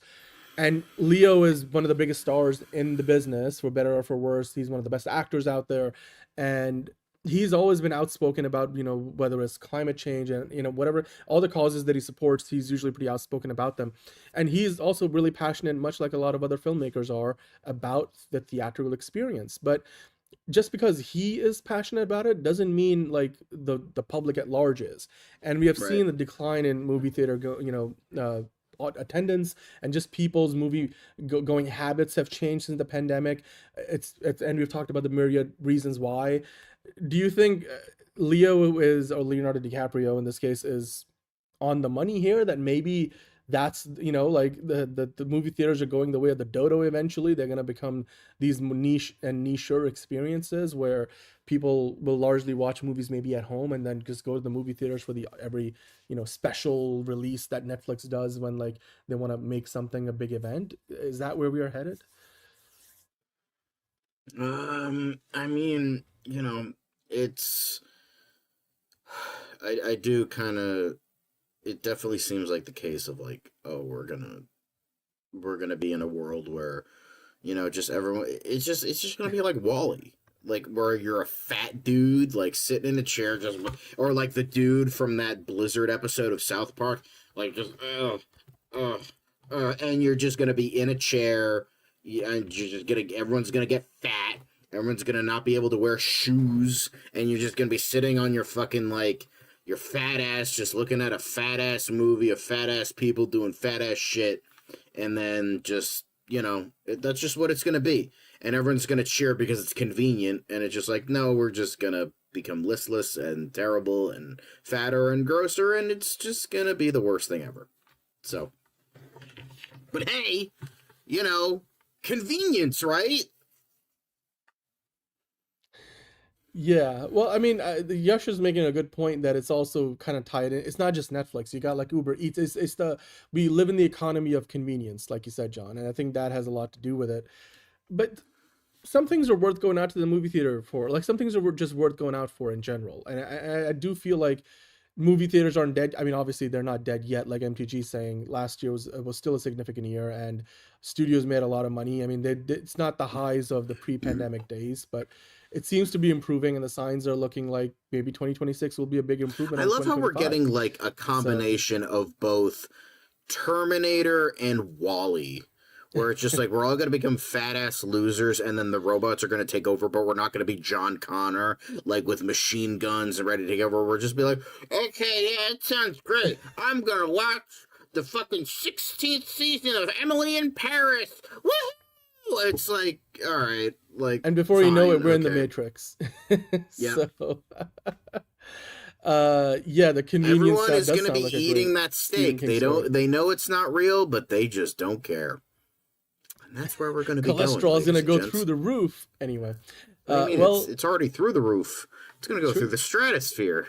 The stratosphere, yeah. It's gonna make a hole in the stratosphere like the ozone used to be. Anyway, but hey, continuing on with the news from the awards circuit, because like I said, we're kind of on that track now.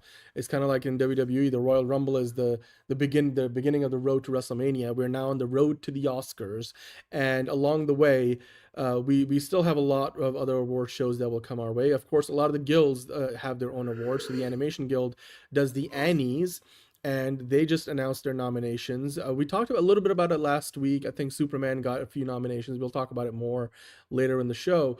But K-Pop Demon Hunters and Elio led the way with 10 nominations apiece. John, are you surprised by that? Of course, Demon Hunters got released in theaters by Netflix, and Netflix isn't a theatrically releasing company. And it made a lot of money. And Elio, of course, while maybe not the best thing Pixar has done in a long time, it's still pretty impressive. Are you surprised that these two are leading the way? No,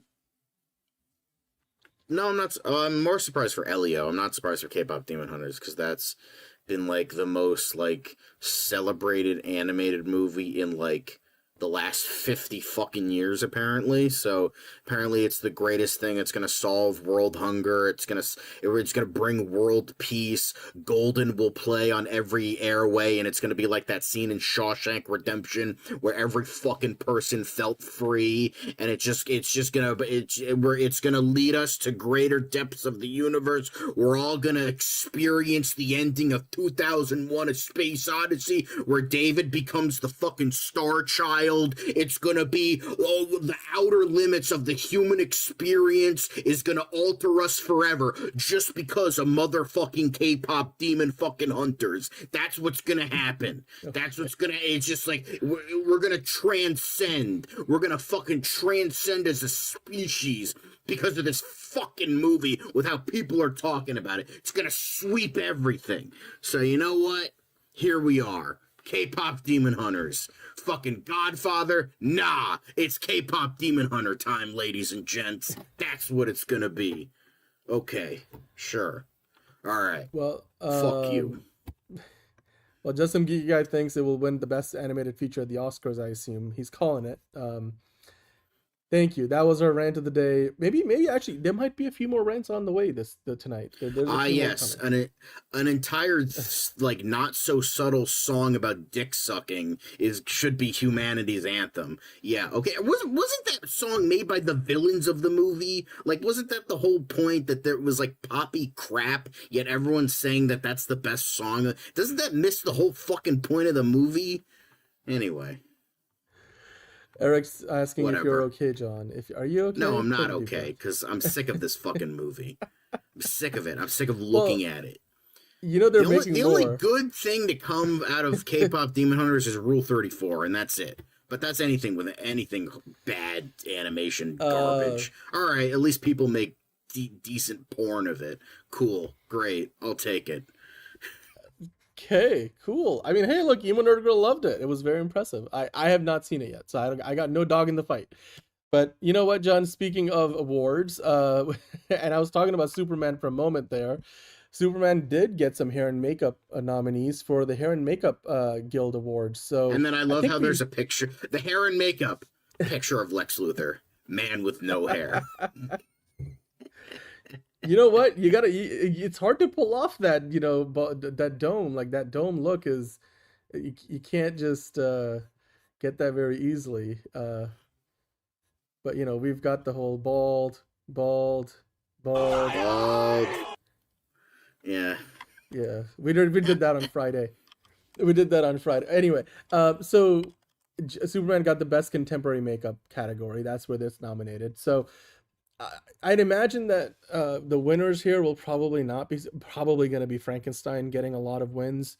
Your thoughts on this? Do you think Superman gets anything out of it? Okay, maybe not specifically, but guys, just look at the lyrics of Soda Pop. This is the most erotic shit I've ever seen in my life. There's porn that's less erotic than this. I'm just looking at the lyrics. I heard a clip, and I'm like, okay, that's wow, that's really erotic. And then I'm looking at the whole song. I'm like, holy fuck. Jesus Christ, there is things that people have jacked off to that is less erotic than this fucking song. YMCA has nothing on this. Holy fuck. God damn. Anyway. You know, the whole idea of sponsoring John's rant of the day, the difficulty about that is I just don't know when it's going to happen. So it would be hard for me to be like, and now a rant This from rant John. is brought to you by Raid Shadow Legends. Anyway.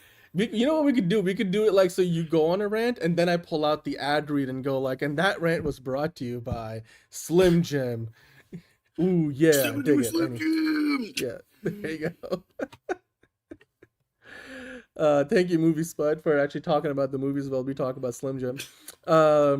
But yeah, look, good on Superman. It's getting best contemporary hair and makeup also is one that doesn't clash with Frankenstein. So who knows? I mean, look, you could not tell me that Superman and Clark Kent in that movie were the same dude, because David Cornsweet is like a chameleon, and I still will. Forget the glasses, just the hairdo alone does it. Like, I'm like, the guy disappears in every cast photo. Even in that photo with Dave, he looked like David Krumholtz's like twin brother. I'm like, or they're like meant to be, I guess, the in-universe uncle and nephew, but I'm like, they look like it, and all of it. I'm like, just yeah, David Cornsweet just evolves into who or whatever he needs to look like, which is the underrated skill as an actor, because I don't think that's that's something you can really train. See, look at that right there. You tell me. I mean, those are two different versions of Superman, but photos. But even that, like, John, they had that really body horror version of Superman in the movie that might play into this as well, where it was like, oh my god, that's a little hard to look at. But we have never seen Superman look that bad in a movie when he's getting beat up by a villain. Well, kryptonite radiation has never looked so bad on Superman. So.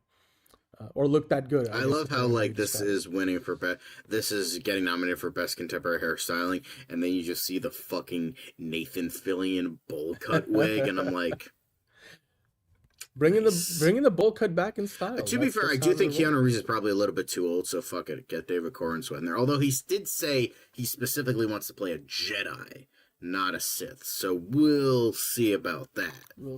But he might just take anything to be in a Star Wars movie. So. Well, you know what we will also see about? We'll see about it's the great. crickets. I'm not saying it's not.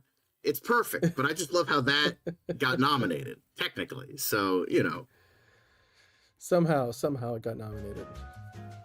Let's do the quick hits. Yay! Yes. John, walk us through the quick hits. So, Andre Overdahl, probably one of the most underrated horror directors working today.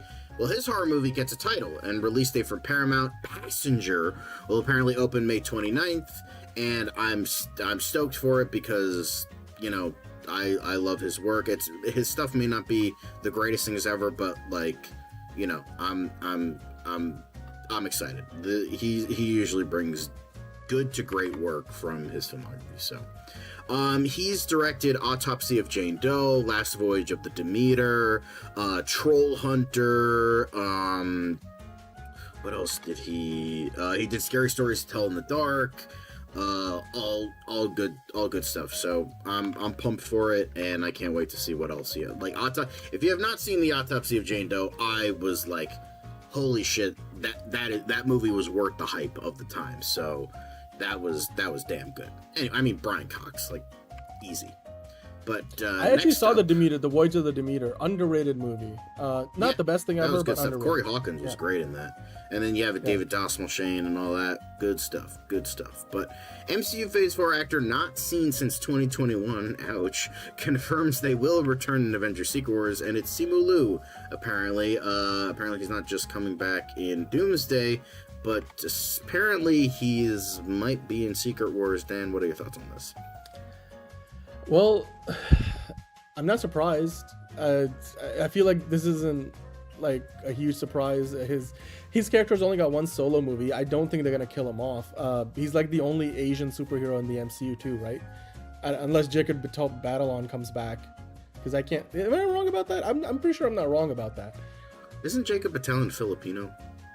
I mean, Asian as in like the continent of Asia. Okay, like everything. Okay, not just everything. Like East Asian. Okay. Because I mean, Kumail Nanjiani might not be back, considering he didn't even make it to the third act of Eternals. So, I don't know. He might be Booster Gold. He might abandon the shitfucks down the street for DC. So here we are. Like I mean, they're gonna need every Avenger they can find. Polynesian. That's what it was. Polynesian. My bad. I thought he was Filipino. My bad.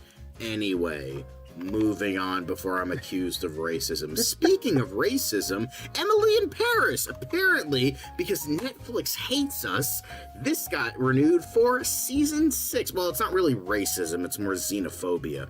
But apparently Karen in Paris, the hoity-toity American bitch who thinks she's better because she's American, every white wine mom's calling, this shit somehow gets renewed for a season 6. 1899, inside job, things people love, still talk about to this day, get cut after 1 or 2 seasons, but Emily in Paris, this is the thing that keeps on keeping on.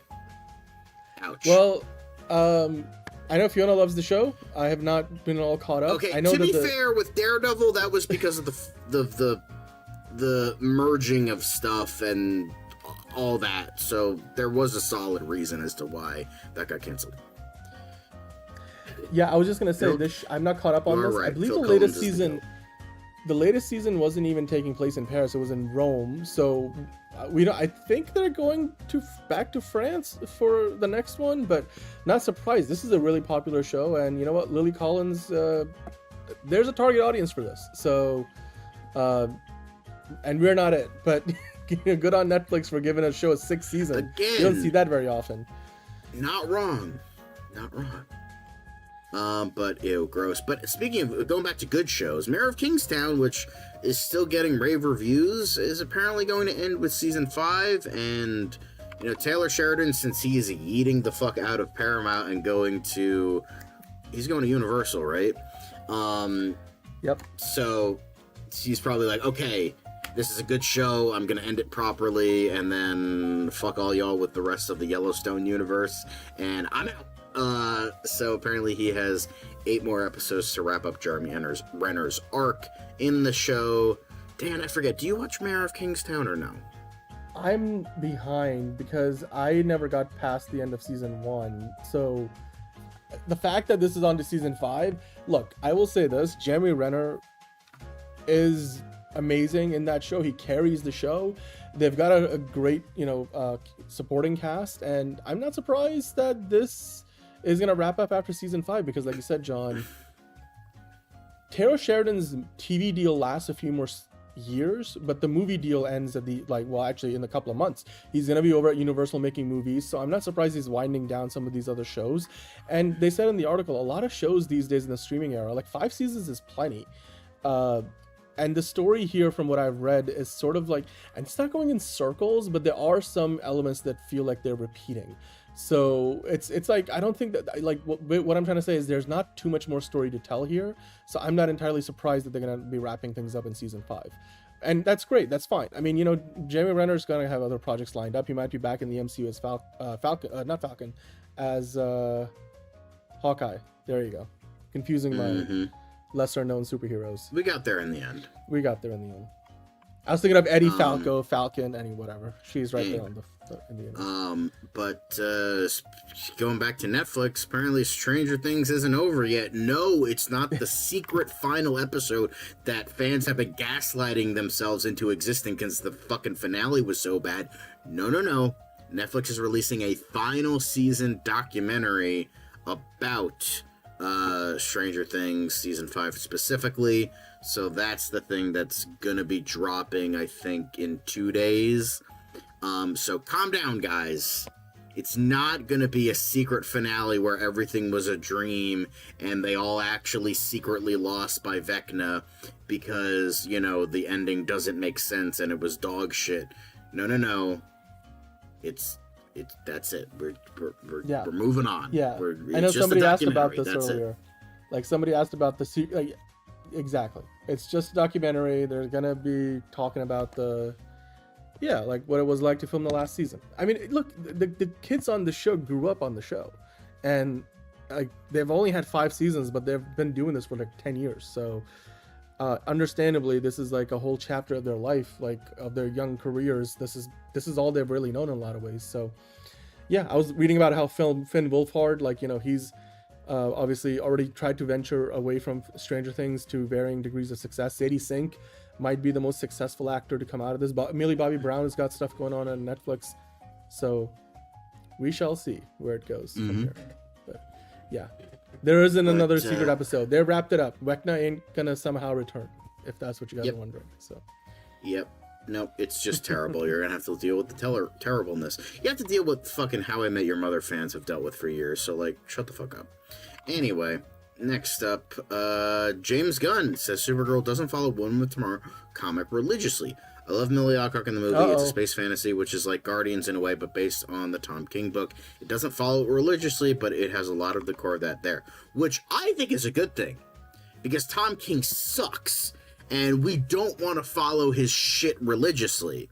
So Anna Nogueira maybe performed a miracle here and actually made a good movie out of a shitty Tom King work. So I think this is a good thing. But of course you have the Snyder fans that are like, oh my god, it's so the comic accurate universe is not going to follow something comic accurately, so it's going to suck harder. So you have to deal with that. But I think this is a good thing. Yash calling you out, say the guy who loves it. I'm okay with this. I've always said these are adaptations, so they're gonna like take the source material and not mold it into, but like adapt it into what they're trying to say, and in the world of the DCU in this case. So we'll talk about it more in the DCU daily portion of the show. Don't you worry, we're not done talking about this. But yeah, yes, I remember when you sent this to me, I was like, uh oh, people are gonna be overreacting to this. Anyway. Yep, of course, like always. Michael B. Jordan on why he needed therapy after playing Black Panther villain. You played a villain and it was a bad headspace, so you go to therapy. Boom. There we go. Well, in the article they mentioned like how he like isolated himself a lot. Like he didn't talk to a lot of his friends and family leading up to it, so he sort of went method in a way. I mean, he wasn't quite like mailing used condoms to his co-stars, but still. Exactly, Caleb, exactly. But no, I mean, he's got a process, and look, he ended up producing one of the best villains the MCU has ever seen, to the point where they're like forcibly threw his character into the second Black Panther movies. Anyway, we won't go into that, but yeah, Killmonger was a great watch, and makes you really question things. I mean, philosophically, it was a great villain too. Anyway, but next up, Power Rangers, some of the actors being eyed for Disney Plus's upcoming reboot. I forgot this fucking existed. So Sean, remember Hasbro Dixon, bought him? What? Sean Dixon, Paris Bravo, Judd Goodstein, Momoma Tamada, Christian Alexander Cruz, Kira McLean are all said to be under consideration for lead roles in the series.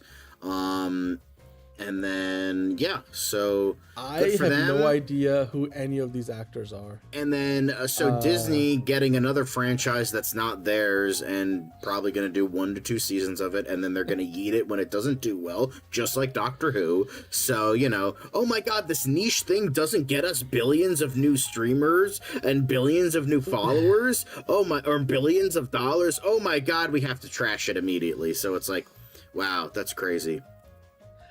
You know what I will say though? Disney did own the Power Rangers before Saban bought them back, and then sold them off to Hasbro a few years ago. So this is not the first time Disney has done Power Rangers. So it'll be interesting because this whole reboot for the Power Rangers has gone through a couple of iterations already before it made into anything. So I don't know. Right. I grew up a Power Rangers fan. A lot of my favorite Power Rangers are from the Disney era. But I still love the Mighty Morphin Power Rangers. Like my personal favorite are the Dino Thunder and then the SBD, which were like peak Disney era. So, or Ninja Storm. Anyway, if you know, you know. So do you like Dino Fury? No, that was a knockoff of Dino Thunder. It was actually, you know what? It got worse. So Dino Fury wasn't that bad. It got worse. I stopped watching proper after our RPM, which even then it was like, okay, now we're really like. By the way, it's Saban. Someone I might have to send it to you now, because someone actually did like a ranking of like all the seasons from worst to best. So I'm curious to know your thoughts on that. You know what? I would give you my thoughts. That could be a special tier list, like for the members only, because I don't know if you guys will ever vote for it. So I mean, I don't know. I've watched maybe like 3 episodes of Power Rangers, and I was a Power Ranger for my Halloween costume in kindergarten because it was just popular at the time. I think I was like the dinosaur or jungle one or something like that. I forget what it was, but it was popular at the time. So I'm like, I'll be a Power Ranger, even though I had no context of the show whatsoever. So yeah. I was just gonna say. Hard agree.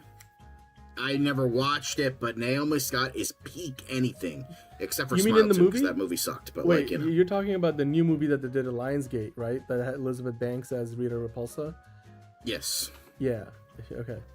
Yeah, you're actually suggesting somebody. We're not gonna go there anyway. But yeah, Hasbro bought Power Rangers from Saban brands, and then now they're working with Disney Plus for a show. There you go. That's what that is. Yes, correct. We shall see what that turns into. By the way, we did do Probably a Jason David Frank because it's Disney. So well, I mean, we did. It was also on Netflix for a year or two, I believe. Like Netflix had Power Rangers before, so I don't know. Like maybe that deal ran out or whatever. But anyway, yeah, we did do a great Jason David Frank tribute when he passed away, and he's always gonna be my favorite Ranger of all time. So. I mean, that's what it is for most people. Then Jimmy Kimmel Live to cut back music bookings to twice a week. The move is the latest blow in a late-night ecosystem that's been cutting down on music guests over the past several years. Oh, no! Anyway, Corporation for Public Broadcasting apparently has voted itself out of existence, and the long-running company that has been alive since 1967 has finally closed its doors after... 59 years, I think it's what it was. Well, the president of the company, because basically this is a company that was set up so that it would be independent from the federal government, but they were largely funded by the federal government, which that funding was pulled last year. I didn't care for it. I couldn't get into it because I heard it was good, and I tried to get into it. I don't know. I don't think I even could finish it. But essentially, the president of the company said that they were just gonna, because basically they don't have any funding, they barely have a reason to exist, and they figured that this would take one entity out of the way of the president and his administration from being basically they were at this point just more open to more attacks. Like if for whatever reason they could get sued, and then all of a sudden like this entity that really doesn't mean much anymore is just there, just waiting to just be the punching bag for the administration that pulled all the funding. So they were like, we might as well just like vote it out of dissolve the company essentially, because there's not much money there for them to then put out to the PBS networks around the country anyway. So why exist? I hope that the Corporation for Public Broadcasting, or CBP or CPB, comes back into existence in the future, because I hope this is not a permanent thing. Yeah. But it's unfortunate, but that's the reality we have to live with. Oh, and by the way, the whole Jimmy Kimmel thing, people don't really tune into late night shows to watch music performances anymore. They don't really tune into late night shows much anyway, and you can't really put the music performances on YouTube the way you can put the monologues. Donald Trump hates PBS. That's why he fucking defunded Corporation of Public Broadcasting. So yeah, that's why we are. But essentially, like fewer musical performances and late night shows are because that's just not what drives the audiences for that anymore. Of course not. So yeah. Then finally, Tomb Raider star Sophie Turner teases intense prep and promises fans something special. And usually when the main star promises something special, they were like, we're going to change everything about the thing you like, and then when you say it's garbage, we're just going to call you sexist because fuck you. That's essentially where it's going to go. So yeah, cool. I've always loved Tomb Raider, but Sophie Turner has largely been a miss in most big acting roles she's had up until now, so pretty much that's where I worry whether she can actually carry a franchise. Remember, they already have a few other high-profile actors like Jason Isaacs signed up for this, which you were sorry about, I know, but I guess we'll find out if that turns into anything good. They're working on it, so we shall see. Not. Anyway, that's it for Quick Hits, guys. Quick Hits are done. Done. And with that, we move on to DCU Daily. So let's start this show. Because it's DCU time. Hell yeah. It's another project that's been blessed from the beginning. There's the shot, right there. That. Okay, we don't need to see chorus. Right there. Hey, buddy. Eyes up here. Now you want to get nuts? Let's get nuts. Here we go. Victory mine, all ask me how am I doing, I'm telling you really I'm doing sublime. I never wait in the stewardess line, I just go do it, I'm moving my time. Really had nothing to do with it, how am I moving? I'm moving like you wanna shine. Follow my lead, don't listen to lies. I had to put me all in the line, that's why I know that victory's mine. I prefer Jared Leto. Hunka hunka!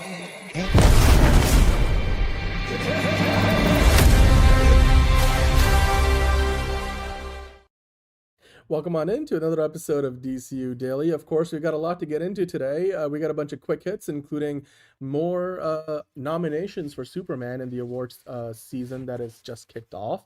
We're going to be talking about some fan casting, potentially. Maybe a new Scarecrow, maybe in the DCU or an Elseworld story. Batman v Superman. There was some new artwork that went unused for the movie when it came out, but the artist put it out on the internet, and I gotta say, some of the stuff that didn't get used was better than some of the stuff that did get used. So we'll get into that. Also, Simu Liu, who's of course Shang-Chi in the MCU, he thinks he's got the perfect, person pegged for the DCU's Wonder Woman. We'll talk about who he suggests as the perfect actor to take on that role. Of course, we're going to get into a lot of what did Gunn say. If you clicked on the thumbnail, you know we're talking about James Gunn's comments on the future of DC under potential new ownership, whether that's Netflix or Paramount. James going to address what that might look like and how he feels about it. And then, of course, we will finish the show off with talking about Supergirl. There's some new news regarding the story of the movie, how they're treating the villains, as well as how closely it sticks to the comic that is based on the Woman of Tomorrow comic. And then, of course, we will continue to talk about more of DCU and the DC Studios future under the potential new ownership, whether that is Netflix or Paramount. John, with me today to talk about all of this. Your thoughts on all that I just threw out there? Anything sticks out to you? What's your favorite topic of the day? I'm excited to talk about the future of DCU and all that in terms of the movies, not the political side of things, but the movie side, which I'm excited to talk about. So yeah, I think that'll be properly exciting. Yeah. Well, we're gonna kick things off with the quick hits, the DC quick hits, or as you like to call them, the parrot, ducks, pelicans of the DCU news, in case you are somebody who struggles with bird blindness. So speaking of bird blindness, John, here's somebody who flew high and soared all the way to a 600 million plus box office last year. Superman, catching my breath, landed a nomination for Best Character Animation Live Action at the Annie Awards. You mentioned in the quick hits earlier in the show, the Annie Awards just announced their nominations, and of course Superman picked up one in the Best Character Animation. Of course, the congratulations here goes to Framestore and the cast and the crew of the movie, because we're gonna probably see this nomination at least heavily based. I believe this is mostly for Crypto, even though we had the animated kaiju in the movie, baby kaiju, adult kaiju, whatever. And there was a lot of Metamorpho that was animated. You got to imagine that this is largely because Crypto that Superman is nominated. Your thoughts on this? Do you think they have a shot at winning? Yeah, the good Crypto. But do you think they have a shot at winning? Because I couldn't, really tell how strong the field was, if there were other, movies that might be strong contenders. I mean, Crypto was pretty gosh darn photoreal. And they used multiple, real dogs. They had a lot of photo references. Of course, Ozu, James Gunn's dog, is who Crypto is based on. Different breed than what we're used to, but they pulled it off. I thought Crypto was one of the best parts of the movie. Your thoughts on this? Yeah, no, this is great for them. Congrats, guys. Yeah. It's a bird, it's a plane. Not sure what it is. I have bird blindness. Yeah, it is National Bird Day. Is it National Bird Day? Yeah. All right. Okay. Well, let's keep on rolling here then. Yesterday, but because we're 13 minutes into tomorrow, but yeah, January 5th is in fact National Bird Day. So yeah, it was also way to go. My birthday. So thank you, everybody. We already talked about the top of the show. But anyway, so when there is a popular actor for something with a popular performance, of course you're gonna fan cast them in fucking everything. And Jamie Campbell Bower, I think that's he's done playing guy's Vecna. name. The guy who played Vecna, yeah, they're already fan casting him as fucking Scarecrow because of course they are. So yeah, like weird guy who's in your dreams in another head. Yeah, fucking all right, sure, Scarecrow. There you go. Yeah, I mean it looks. I mean the fan art looks good. I mean. He wouldn't be a bad choice. I just don't know if you're getting a Scarecrow in anything anytime soon. I don't think so either. I mean, it looks cool, but like, it's very convincing. It's very convincing. If this was an Avengers Doomsday leaked photo shoot picture, I'd be like, huh, that actually looks pretty gosh darn good.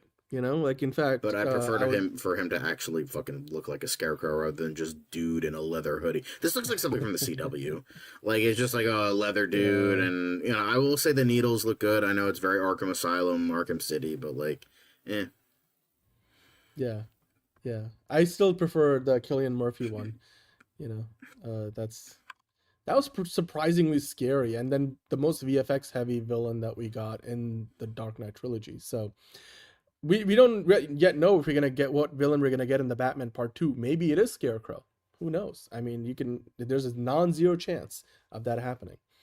But anyway, moving on. Now we move on to the next thing with Lobo and Supergirl telling us, see you next year. Although it's a little belated because it's this is from like December. It's a week ago. Yeah. But they are saying see you next year. This is by Dick Tracy Rogues Gallery. You can follow them on Instagram. They did a showing us what the greatness that awaits us in hopefully in 2026. So yeah, it looks great. This looks totally like Jason Momoa and Dick Tracy's Rogues Art Gallery. Is that the Rogues Gallery? James Gunn loves this account too. He's reposted a bunch of art from there. I don't know if they got the face for Millie Alcock quite right, but they definitely got Lobo on the money. So yeah, I'm good with that. By the way, speaking of movies, because I'm working on one of these right now, I just watched The Running Man, and I'm like the liquid death and then the monster mark that pops up out of nowhere. I was just like laughing at the product placement. But like it works for the style of movie works. It is. It's just I was like, they're not even trying to hide it. It was just like right there in your face, and I loved it. And then Alpine, there was a random Alpine that shows up in the car brand with Emilia Jones character. Anyway. Sidebar. Yeah. Let's get back to the quick hits. We got some more DC quick hits to talk about. Yes, very much so. But yeah, apparently, this is a precursor to what we're going to talk about. Is BVS done just as unreleased posters and banners, maybe even better than. Well, I mean, yeah, of course they're better than the movie itself because they sold us on a way better movie and we didn't get that. So, wait, hold on. John, did you skip the Carb Kent and the Fortress of Sylvia? Because the post was deleted. Oh, it was? Okay. Yeah, it was deleted, so unfortunately I had to skip it. So apologies about that.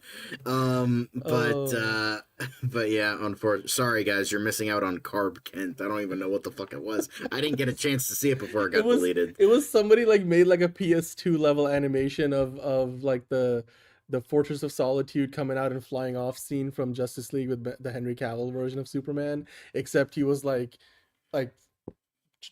basically really fat and bloated because he was I guess what do they call him, Carb Kent, and it was all AI voice. Basically they replaced all the lines of dialogue leading up to Superman taking off the second flight scene in Justice League, and it has to do with him eating a lot and how being on Earth it was all about more carbs and more calories instead of the sun nourishing him. Anyway, there's Anyway, let's get back to talking about these posters, these beautiful posters that Just Some Geeky Guy is telling us about. He's been looking at them for 5 hours. I don't know if I looked at them for 5 hours, Sean, but I mean, I do remember not all of them were unreleased because I remember some of these, I remember them. So I maybe not all, but I remember the Wonder Woman. Some of the stuff was really good because there's also a million different versions that they do for the theaters and all the countries around the world. The Comic-Con version. I mean, some of these were probably used and we just didn't get them because of where we live, maybe, right? So that looks nice. Oh, that's even better. That looks cool. Epic shit. That looks a little weird. But this one, hang on, let me actually exit out because there's some that are like yeah, that they're are like like super three, wide.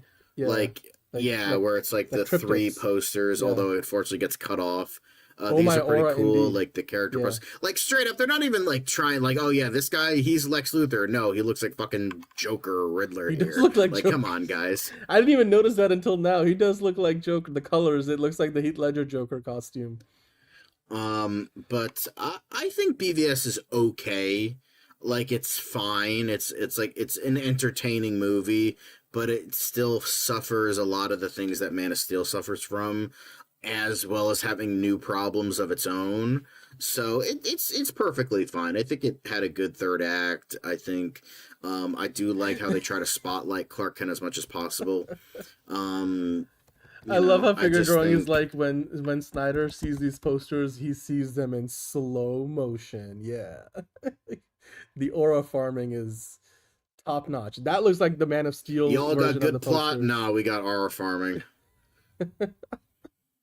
Some of those posters Yeah, look this- like they this- were going for a different visual style, like the Man of Steel style with the blue flares, lens flares. That And they then you ended up got using. this. I That will looks say nice. I love That the looks- ripped posters. Yeah. Although the Wonder Woman ripped Lex post- Luthor one doesn't really work for me because I don't know that looks weird. Because yeah, they have the S and bat symbol. It doesn't really work. So Yeah, it worked better. Like these the are ones that they awesome. ended up This using. is Those- fucking yes. awesome. This I Yes. love. You know. Yes, and also just goes to show you again that whether you loved her acting or not, she's not the best actress out there. Gal Gadot looked the part of Wonder Woman, so I can't fault Snyder for that. This looks good. And the yellow and the red and the logo of Superman, that shield looks much more well pronounced. I remember in this colors. one. I remember this one. I remember There this is a one version of that vaguely. one. It's not this one. It's a different version that we have seen before. This is more Okay. straight on. There was the more angled one. Yeah, and that's it. I can see why they didn't. You go can with check the- these out on Joshua Ecton's site. Mm-hmm. It's under his like work tab, so you can go see them for yourself, download them, make them your background or something. Geeky Guy can fucking jerk off to them, reminiscing on how the Snyderverse will never be completed. But it's Yeah. I don't know about that. It did work. Look, it did work. At least I thought one of the best parts of the movie where we were just hot off the why did Martha save Martha? Why did you say that name? It's his mother's name. Then we had like the Wonder Woman introduction. I thought that was one of the best parts of the movie, especially because it followed the line like Martha will not die tonight. I'm a friend of your son's. I figured, the cape, and then we got the one. Like I'm like, just get to the Wonder Woman part of the movie. By the way, to answer Bob Jones's question, great name. Who would win the Avengers or the Justice League and why? Justice League easily. It would. They're way more depend powerful. It would depend on who wrote the movie and for what studio. That's obviously the So- basic is the answer is technically always whoever's writing the movie. If like Joss Whedon or the Russo brothers are writing the movie, then it's the Avengers. If it's Maybe Joss Whedon's working for Warner Brothers. Like, and anyway, so because he's done both. But you know what? Batman traps the Avengers. The end. I think that's the way it's gonna go. You just need Batman. You just need Batman with prep time versus the Avengers, and it's not even close. Like by the time Superman shows up, it's already ball game. Like it's done. Because you know what? If you're just going purely off the power levels, yes, Superman will solo all the Avengers by himself because he might have trouble with Hulk though. Really? You think so? Hulk is pretty powerful. He got nerfed in the movies a lot. Like I know he he way did. more powerful than people think he is. Oh no, there's a reason why they made a World War Hulk movie, comic story that hopefully becomes a movie eventually. But you know what? The rest of the Justice League could take out the Hulk. The rest of, Iron Man contained him in the movie. I don't know. The rest of the league can take care of Hulk.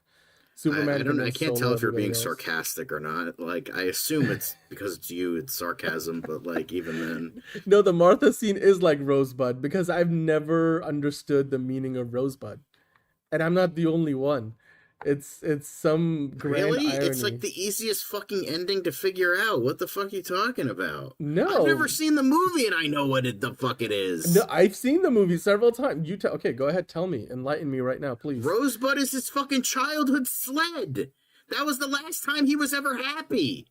That was the whole fucking point. Okay, I did not get that in the movie. Literally, they show the fucking sled being burned with the rest of his shit, and there it says Rosebud. Did you really watch the movie? I've seen the ending. I've seen the movie, but I didn't. Okay, never mind. Then I did not get that end. I did not understand. That's not what I got from the end of it anyway. I may need to watch it again.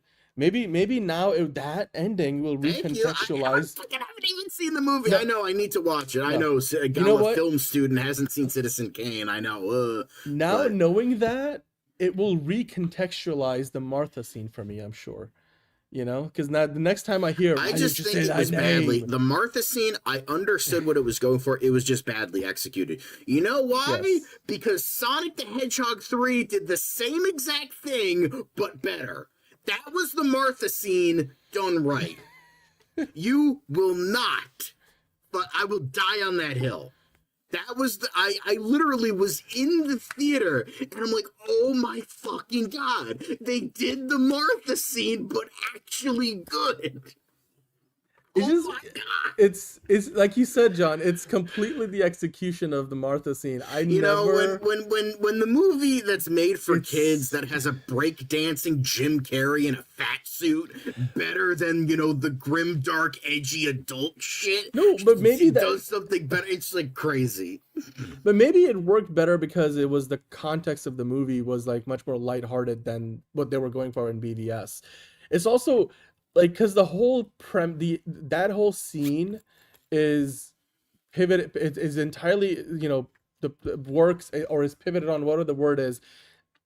It would work well if they gave us, I don't know, like a more if they gave us a more immediate or maybe more recent, because by that time in the movie we haven't seen one of those flashbacks to Bruce Wayne's relationship with his mother idea. Plus the whole thing of Martha, like because we saw the whole his parents dying scene so much earlier in the movie. I don't know. It's that whole thing of it's all predicated on Bruce Wayne's trauma. And I just feel like we didn't get that connection. Like in that moment, most people are not thinking about Bruce Wayne's personal trauma. And it's all predicated on they both have mothers that are called Martha that probably most people didn't even know, even watching the movie. Because it wasn't like you were like, oh, Martha Kent, Martha Wayne. Like that wasn't like super made clear which, in the by movie. The way, comes from the idea of like just, it wasn't a bad idea. Like, it's just... No, it's just like it's just funny because how it just came from people back then being not very creative. It's like, yeah, just give them the same name. Who gives a shit? Or they didn't realize it. Mm-hmm. Same thing with like Thomas Curry and Thomas Wayne. What is there going to be BVA Batman versus Aquaman now? You know what? If Superman's mother's name was Gertrude, he would have been. I'm pretty sure Captain Comet's fucking parents were named John and Martha too. Yeah, it's just because this is where I'm usually like on DC's side, but I feel like the conversation Captain America and Tony Stark, well, Steve Rogers and Tony Stark have in Civil War that same year when that movie came out, in months before or months after BVS. Where they're like in that boardroom after shit's gone down and they're trying to figure out Tony's trying to convince Steve to sign on to the Sokovia Accords and Steve is arguing what's worth more, freedom or security and all that very philosophical argument you don't expect superheroes to be hashing out. But the way that scene was written had way more nuance and obviously two great actors in their roles, whereas that compared to the Batman v Superman thing felt just like it just way over the top and in some ways just didn't, because in the moment that whole fight between Batman and Superman, okay, well, I don't know if I feel the same way about that MTG, but the whole fight sequence in Batman v Superman, why Bruce Wayne is trying to kill Superman, doesn't have anything to do with his own trauma. It has more to do with everything he has seen in Gotham and how jaded he is about the idea of I've been trying to fight for justice for years, and it just seems like I don't make much of a difference. Like good guys go bad, how many stayed good, all those ideas. So if that fight was more personal on some level, it's just, I don't know. It's just, I feel like I've trust me, I've written like near dissertations on this shit, and I could still not defend that moment entirely because I like that the idea behind it is good, but the Martha moment just never quite came together the way that it should have. Big miss. Because quite frankly, John, and this might be a future editorial video that we may or may not have been working on for a long time on this channel, I think Martha killed the DCEU. Like, if that moment had not, become a meme, the DCEU might have, not pivoted the way that it did, because BBS could have made $1 billion if more people like weren't laughing off that scene and taking it seriously the way it was meant to. And if like Snyder put the ultimate cut in theaters, because the fact that it was kind of butchered, if those two things didn't happen, or if those one thing happened, the other thing didn't, that would have made $1 billion, and we would still be, if BBS made $1 billion, I bet you Zack Snyder does not get fired off Justice League. And if he doesn't get fired off Justice League, we get a Justice League movie, which would have. Well, I mean, to be fair, he had to leave because of his daughter. He did. No, he did. And I'm not saying he wouldn't let, but there's a difference between him leaving on a hiatus or like a leave of absence and getting fired from it and never getting access to it until the movie, came out. And then after they let him in to do the Snyder cut with different leadership, no less. So that hacked up version of Justice League made almost 700 million.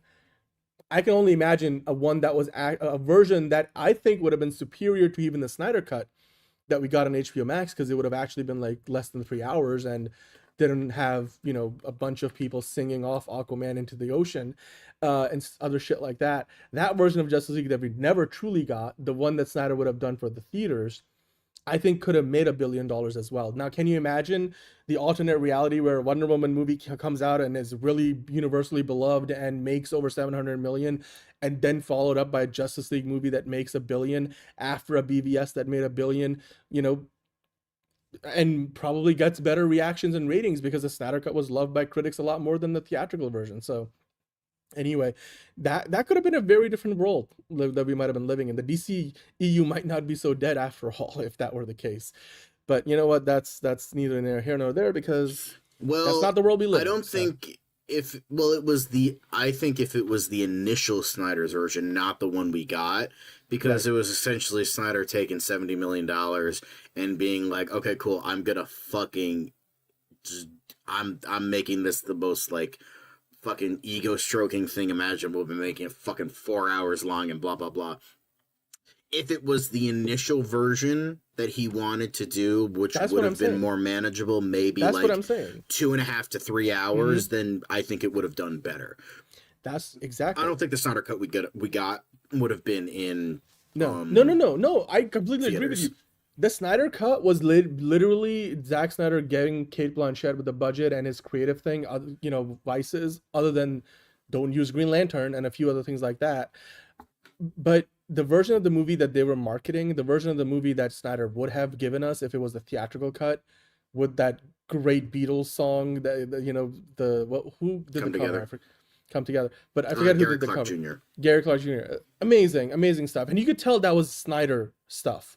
Like, he didn't use it in the Snyder cut because he was like, I want these to stand out from each other. I don't want it to feel like, that's, even though some of that music you could tell Snyder picked out for the theatrical version that Whedon then kept in the movie. But anyway, so. But I mean, didn't he keep Hallelujah? That was in the Justice League. No, it wasn't in the theatrical. I don't think it was. Was it in the theatrical? It was in both. Okay, I could be wrong. No, the first time we saw that was in that big announcement trailer for the Snyder cut. No, I know that. No, but I mean, there were entire character arcs cut from the theatrical version, to the point where Lois Lane was basically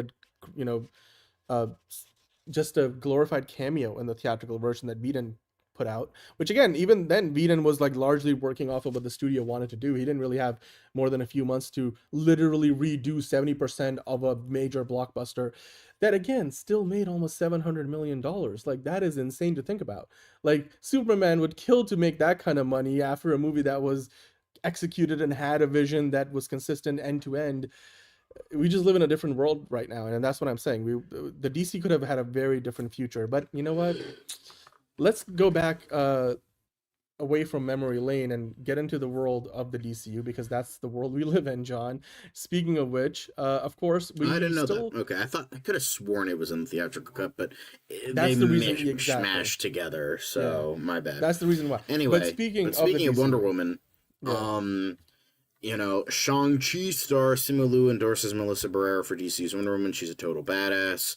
I mean, I could see it.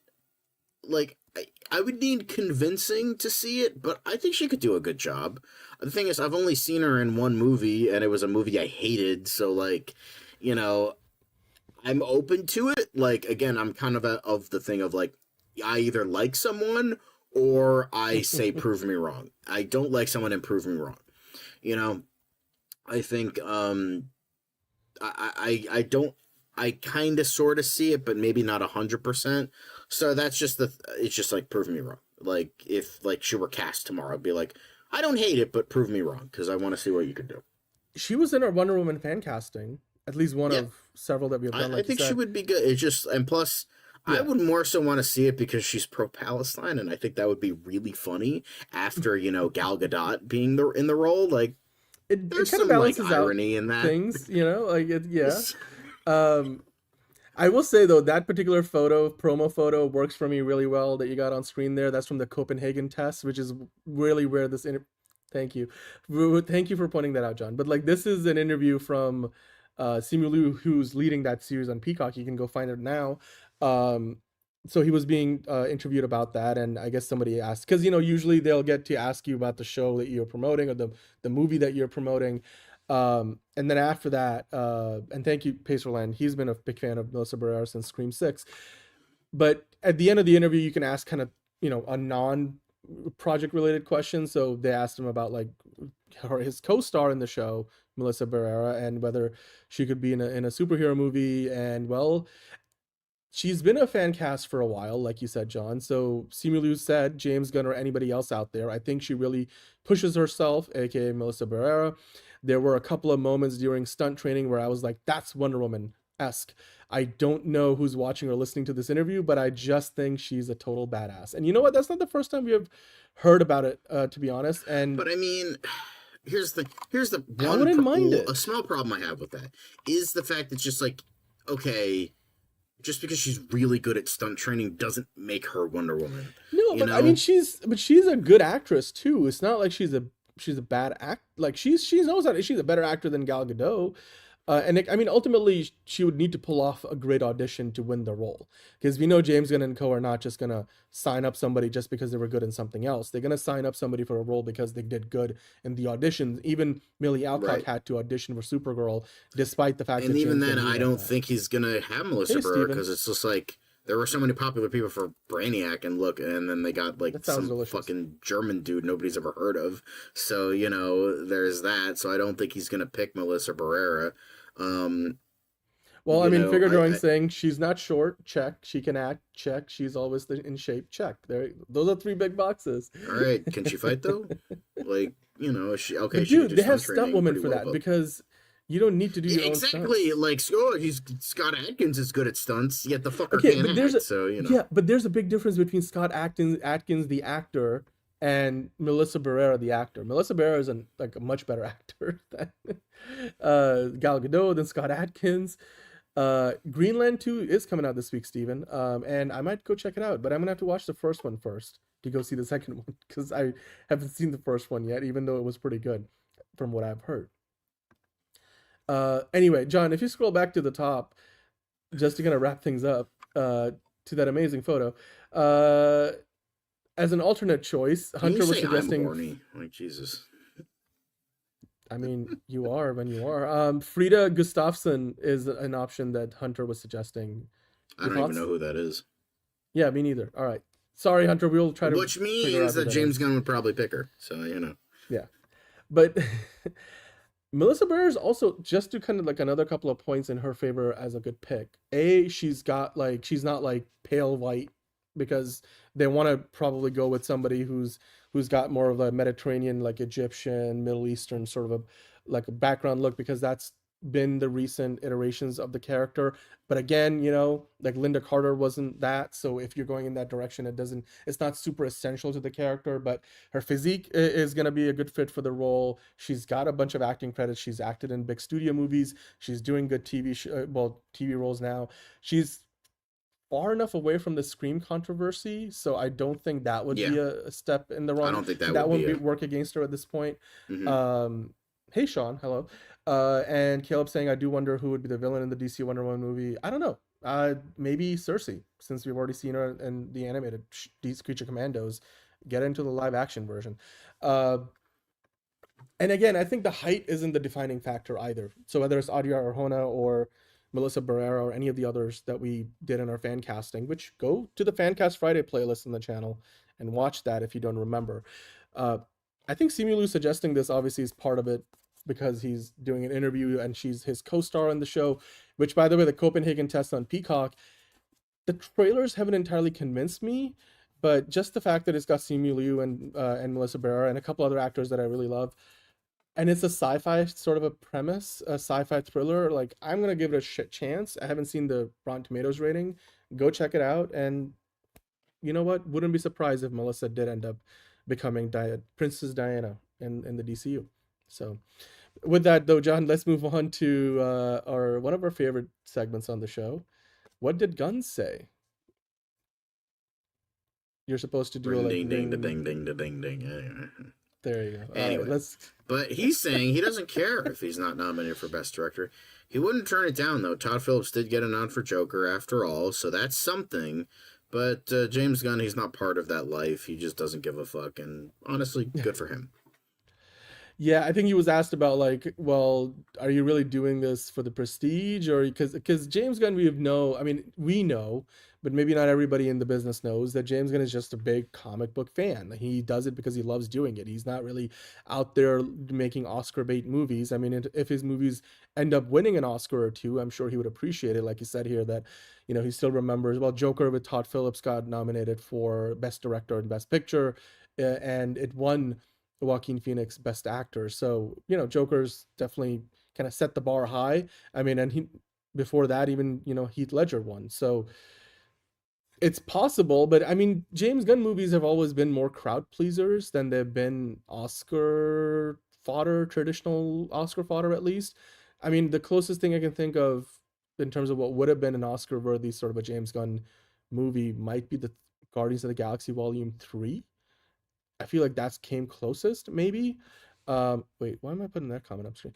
John, your thoughts on this? Like, are you surprised by the idea that James Gunn doesn't care about being nominated for Best Director? Although I'm sure he would appreciate it if he did. Good for him. Like, it's all bullshit anyway. Like, that's what it is. I mean, even if, like, I'll be happy, like, if the things I like do win, but, like, at the end of the day, it's still all bullshit. Like, I know there are some things that deserve things more than others, and it's all subjective, so, you know, that's just how it is. Yeah. I mean, it's also, like, genre movies have historically not done as well at the Oscars, so there's that, too. But that's been changing over the years. We'll see how well Sinners does this year, for example. But still, Sinners and Superman are two very different movies. Hunter asking, what is your thoughts on people saying that James Gunn is putting himself the Man of Tomorrow because he says, I see myself in both Lex Luthor and Superman? I don't think that's true at all, Hunter. I think that's just people and their hyperbole around James Gunn's ego, which I don't think plays as big of a role in his storytelling as some people will lead you to believe.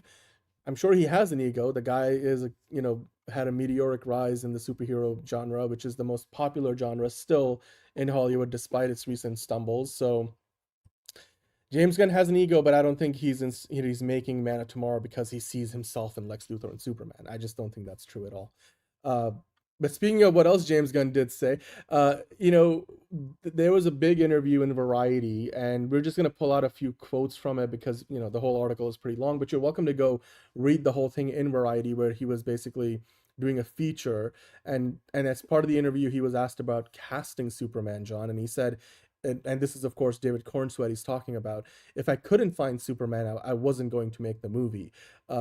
He also talked about in the interview, a bunch about how his philosophy for writing this particular Superman movie, and how he kind of came to the idea of it. And he's pretty much been consistent about this over the years, that it kind of started from his love for All-Star Superman. Of course, growing up, he loved Superman. It's a big source for how he bonded with his dad, how he remembers his dad. And I guess he means it when he says, if I couldn't find Superman, I wasn't going to make the movie.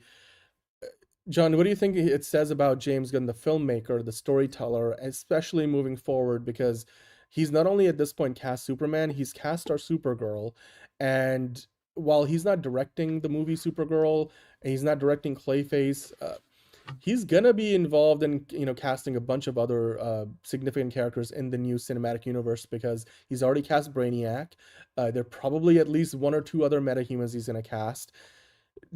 Do you believe that he's being sincere, that if he didn't find a good actor for the role, that he would have just kind of shelved the script and moved on, even though he was getting the job at DC Maybe. Studios? I mean, that's what Quentin Tarantino was going to do with Inglourious Bastards if he couldn't find,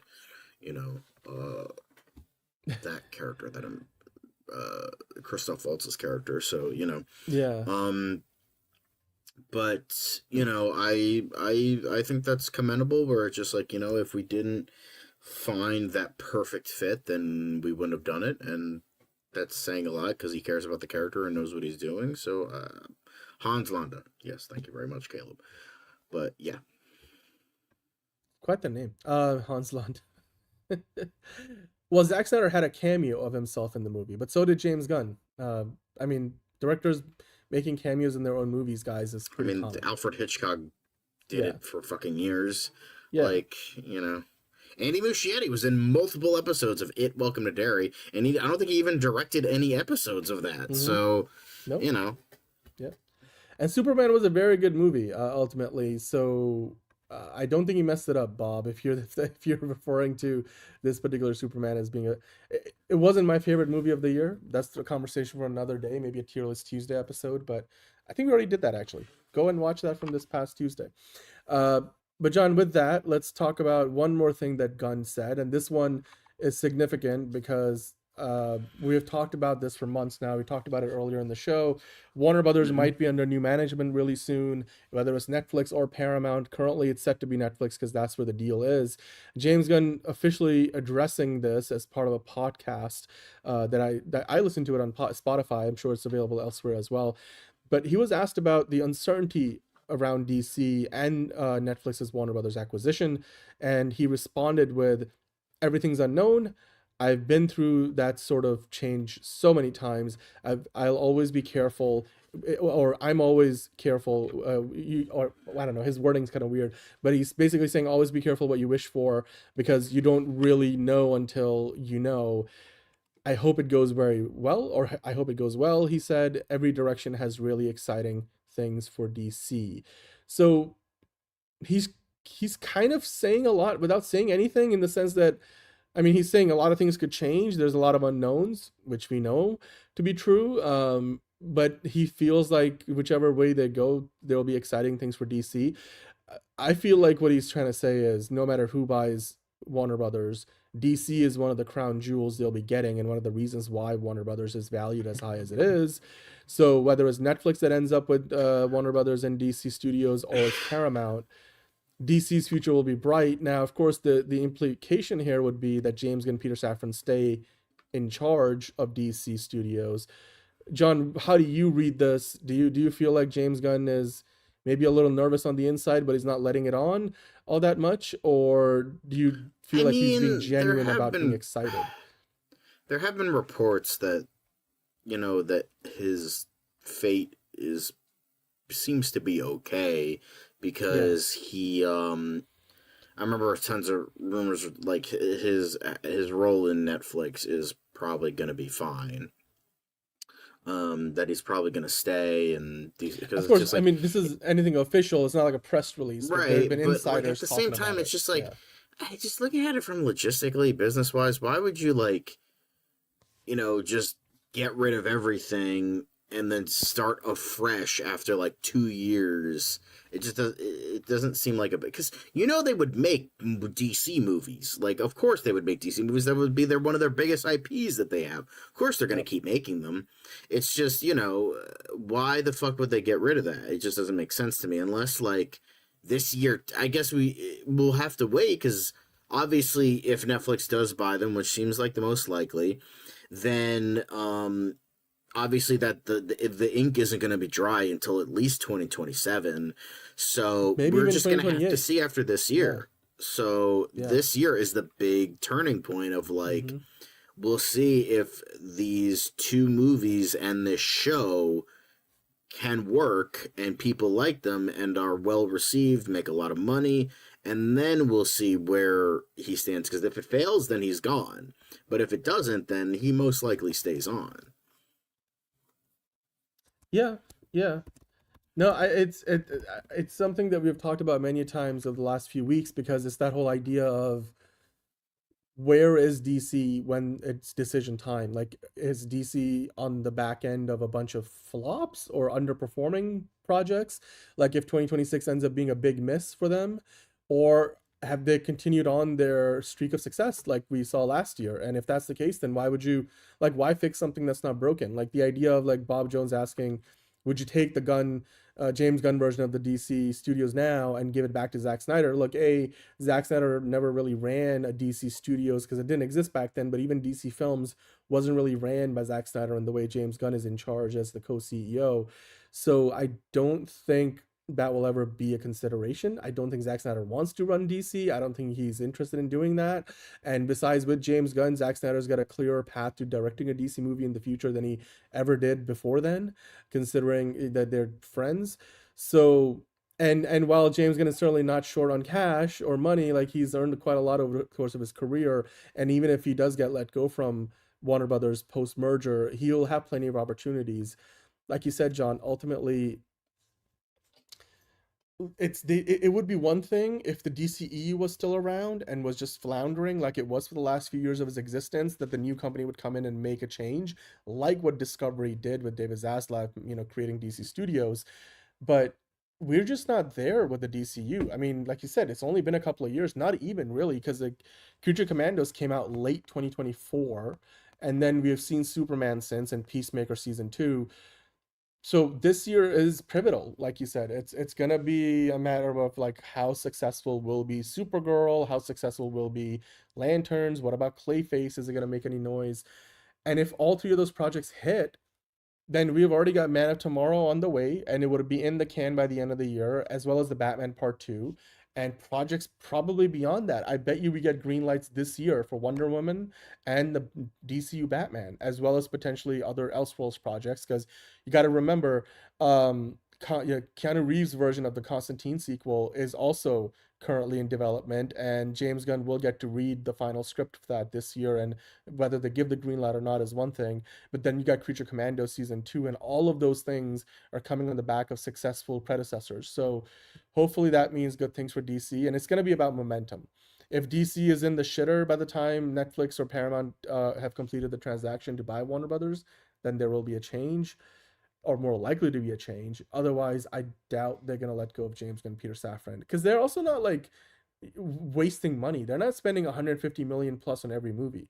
They're not doing what, Kevin Feige has earned the right to do, by the way, but DC is being much more frugal. So like financially, their break-even points are much lower. So like Supergirl doesn't need to make $1 billion to be successful. It probably needs to make half as much to be profitable. Clayface doesn't even need to make 200 million to be successful. So financially, they're also doing quite well for themselves. So yeah, and Man of Tomorrow will be a good test for the DCU. But you know what? The next movie that's on the horizon for the DCU is Supergirl, John. So let's talk about that, because we have a few more updates.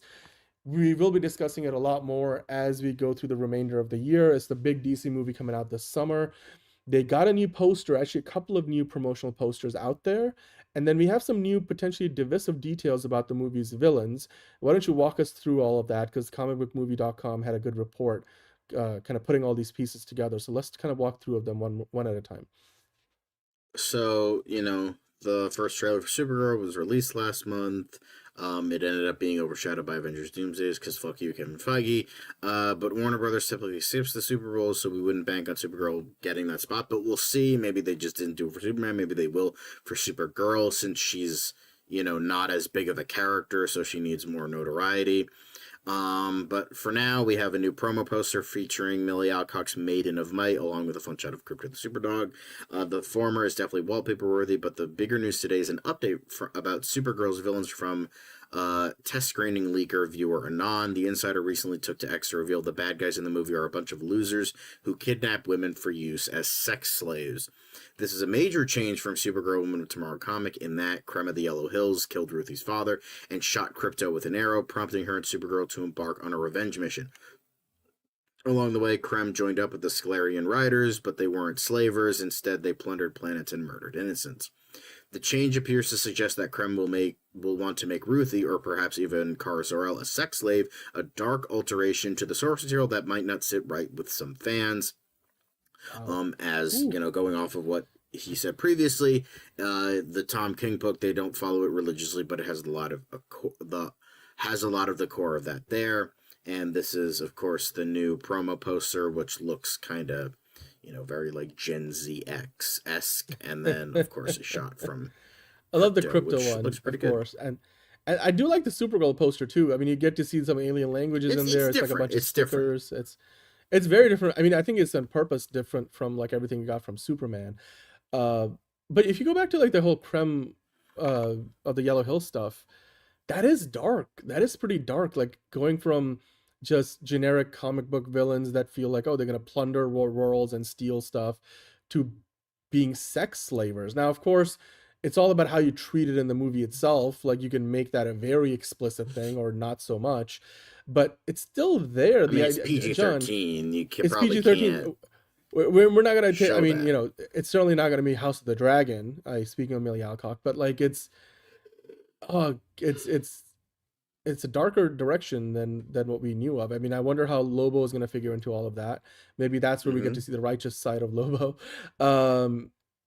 Speaking of Game of Thrones, but anyway, John, your reaction to this? Are you thinking, one way or the other? Like, is this a good thing or a bad thing, or is this just like kind of wait and see approach? I'm on the fence because I think this seems like dark and edgy for the sake of dark and edgy. Like, it's sex slaves, it's human trafficking. It's kind of going, and I'm kind of getting Snyder flashbacks from this, and that's not a good thing. But at the same time, it could offer, like, the stakes could be higher. And it's not just true grit in space, because the thing is, the comic already had those like similarities, and the fact that you're transferring it to movie form, which True Grit, it's a movie. Obviously, the things in regards to that are more, the similarities are more noteworthy when it's on a film. So people are like, it's just True Grit in space, and that does offer some very interesting yet different ideas. It does, again, if it's done right. So you could offer, like, again, story potential, and plus it could be the replacement thing where here, like, we think initially it's True Grit in space. Creme kills her father, and then he starts to go after her, and Ruthie maybe doesn't tell her the whole story, and Supergirl's like, nah, buzz off, get the fuck out of here, and then Krypto maybe gets wounded in, like, an ensuing fight, because it seemed like that they were going for that, because they're not going to fucking kill Krypto. They're not going to do that. That you would just immediately, like, just scorch Earth by that point, because the DCU would be dead before it began if they fucking killed Krypto. Don't kill the dog. You never kill the dog. So, I mean, people fucking lost their minds over him getting fucking attacked with nanobots, and imagine him getting killed. Come on now. Somebody call John Wick. So with that, I think, like, and then, like, maybe Supergirl figures out, oh, Creme wants her, like for human trafficking, and then Supergirl decides, okay, now that this thing is revealed, this is way worse than just wanting revenge, and then Supergirl decides to help out, which, you know, it's, the context is different, it can offer some more interesting ideas, make Krem a better villain maybe, make him more menacing. So I'm on the fence because it could offer different and more intriguing story beats and make Krem maybe a more memorable villain. But then at the same time, it does feel kind of like, oh, we're making it dark for the sake of darkness. And it's just like, I don't know about that. Yeah, I mean, I think MTG is making a good point of the trailer maybe showed us a slight, well, the movie still looks dark, but in terms of the themes, but the Supergirl trailer plays it off and like, oh yeah, this movie's gonna be fun, but they're a little bit dark. Superman felt like a much more lighthearted film from the trailers, but the movie itself, literally in a PG-13 movie, has a dude getting shot in the head. So you know, like, trailers can be deceiving in some ways, but also trailers will not give you the whole movie. That's the whole point. They're just meant to get you excited for it. I don't think we're gonna get, you know, a crypto that was getting rocket like flashbacks from Guardians of the Galaxy Volume 3. But if you go to the next article, the one thing I did want to kind of continue the conversation with here with James Gunn talking about Supergirl, he also reiterated that this is very much Craig Gillespie's vision. In fact, he talked about how he decided to bring Craig to do the movie. He said that he watched, James Gunn did, I, Tonya, and he loved it so much. You know, the Margot Robbie movie, and of course Margot Robbie worked with Gunn in the Suicide Squad. Gunn is a big fan of that and said that should have won a Best Picture at the Oscars, and that's what made me so interested in Craig when he came in. So he's just really excited for the people to see the movie and to see Millie Alcock, who of course he's talked about a lot, and his love for her as a young talent coming, rising up in the industry, and what she did in House of the Dragon and her other lesser known work even. James Gunn just expects the movie to be awesome, and you know, he's seen the movie and its many iterations and probably where it is today versus where it started out. So I will trust him on that until he proves us wrong, is what I'm trying to say. Like, I feel like so far James Gunn has done a good job, and despite the fact that, again, this is the first time we're going to see a movie in the DCU that he isn't directing, hopefully this shows us that he as a producer alongside Peter Safran is as good as him as a director and a writer. Yeah. I don't know what Steven meant by that comment, but anyway. John, overall, Supergirl so far, a couple of months into the marketing of the movie, not very deep into it. We're getting closer to the release of the film, less than 5 months, a little over 5 months away. What's your level of anticipation for it? Does it, if there were a top 10 of most anticipated movies of 2026, would Supergirl be in there for you? Probably not. Like, I have like maybe like I have like a top 10. I don't think Supergirl would breach the top 10. Maybe like top 15 or top 20. But I have so many other movies that I'm more excited. I'm more excited for fucking Street Fighter than Supergirl.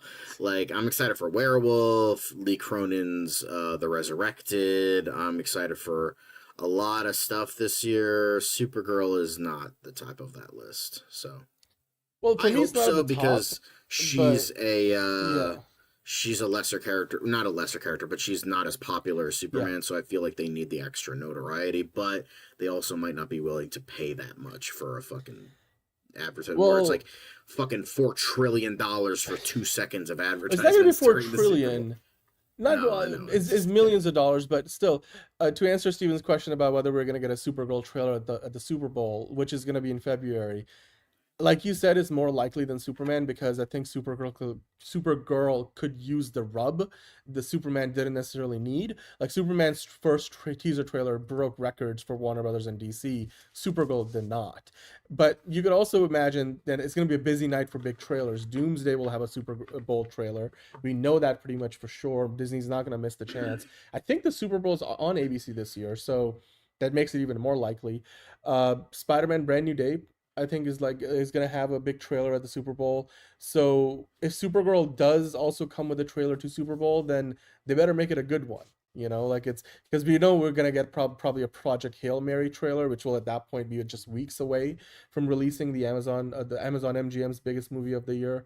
With Ryan Gosling, and then probably Mandalorian and Grogu. So there'll be a bunch of movies that will be, getting a good amount of play at the Super Bowl with all the trailers that you get to see. I think for me, Supergirl kind of lands right now in the middle of the pack in my top 10 in terms of the most anticipated movies of the year. Probably at number 6, I can come up with like easily 5 movies ahead of it, including Avengers, Spider-Man, The Odyssey, like you said, Street Fighter. I'm forgetting at least one. I think Project Hail Mary for me is definitely up there, which we'll talk about a lot more tomorrow. Because then tomorrow's show, we not only have DCU Daily, but of course we have Tier List Tuesday. I don't know, John, while I kind of wrap things up, are you able to pull up the poll just in case, just kind of quick reminder for the folks, because we do have a Tier List Tuesday poll up. But while you do that, I just wanted to mention, on tomorrow's show on DCU Daily, we will talk about the outlook for the year ahead at the movies, and we're going to try to do more regular movie reviews this year. I think we got away from that late last year, but we got Greenland 2 coming out this week, a couple other movies, so we'll try to review at least one of those. We usually pick out one movie and then review it on Monday, or unless we get to see it early, then in which case we'll do it on Friday. And another reminder on the show schedule for the week, we are live today on Monday, and then we'll be live on Tuesday, which depending on when you're watching, it's already Tuesday. We'll have DCU Daily and Tier List Tuesday. Speaking of which, we have a poll there. Currently, you can vote for the topics, 2025 superhero movies.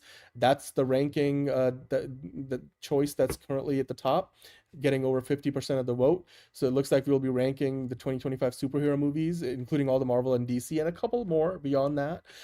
James Cameron movies and MCU's wasted multiverse characters still on the poll. Cameron movies coming in second, and then a distant last is Jordan Peele movies. So that will be Tier List Tuesday tomorrow. Then, of course, Wednesday, Thursday, we won't be live, but, we're working on new videos. There's been a editorial video that's been a member exclusive for the past week.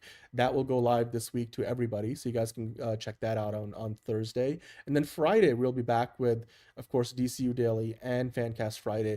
John, do we have a poll up for this Friday, or was that for last Friday? I don't think we have one for this Friday up, right? So if we don't, then we will put that up tomorrow. So you guys can then vote for Fancast Friday. If you have ideas for topics for Fancast Friday, leave them in the comments down below and we'll use them as inspiration. I believe we had one idea in the comments from last week. We don't have anything like that. Yeah, so we do have some ideas you left in the comments for us for Fancast Friday. So we'll put the poll up tomorrow. But yeah. We'll be back to talk about DC stuff tomorrow. I'm also excited for Clayface.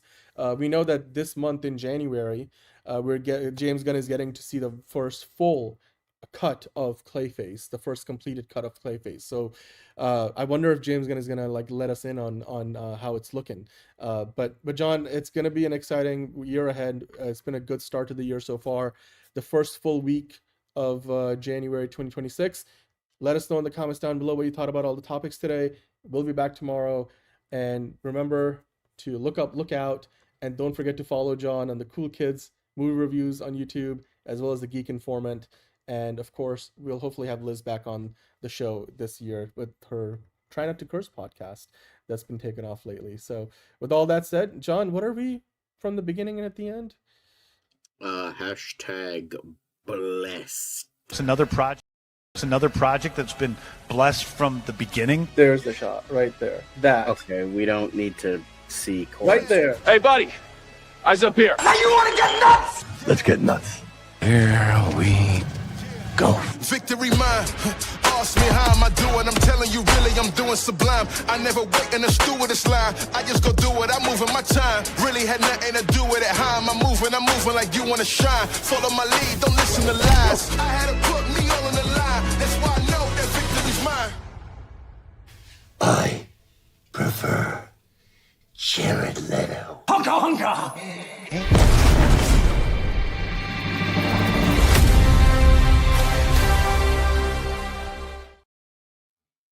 And fuck Tom King. And Jeff Snell. But more importantly, Tom King. Because,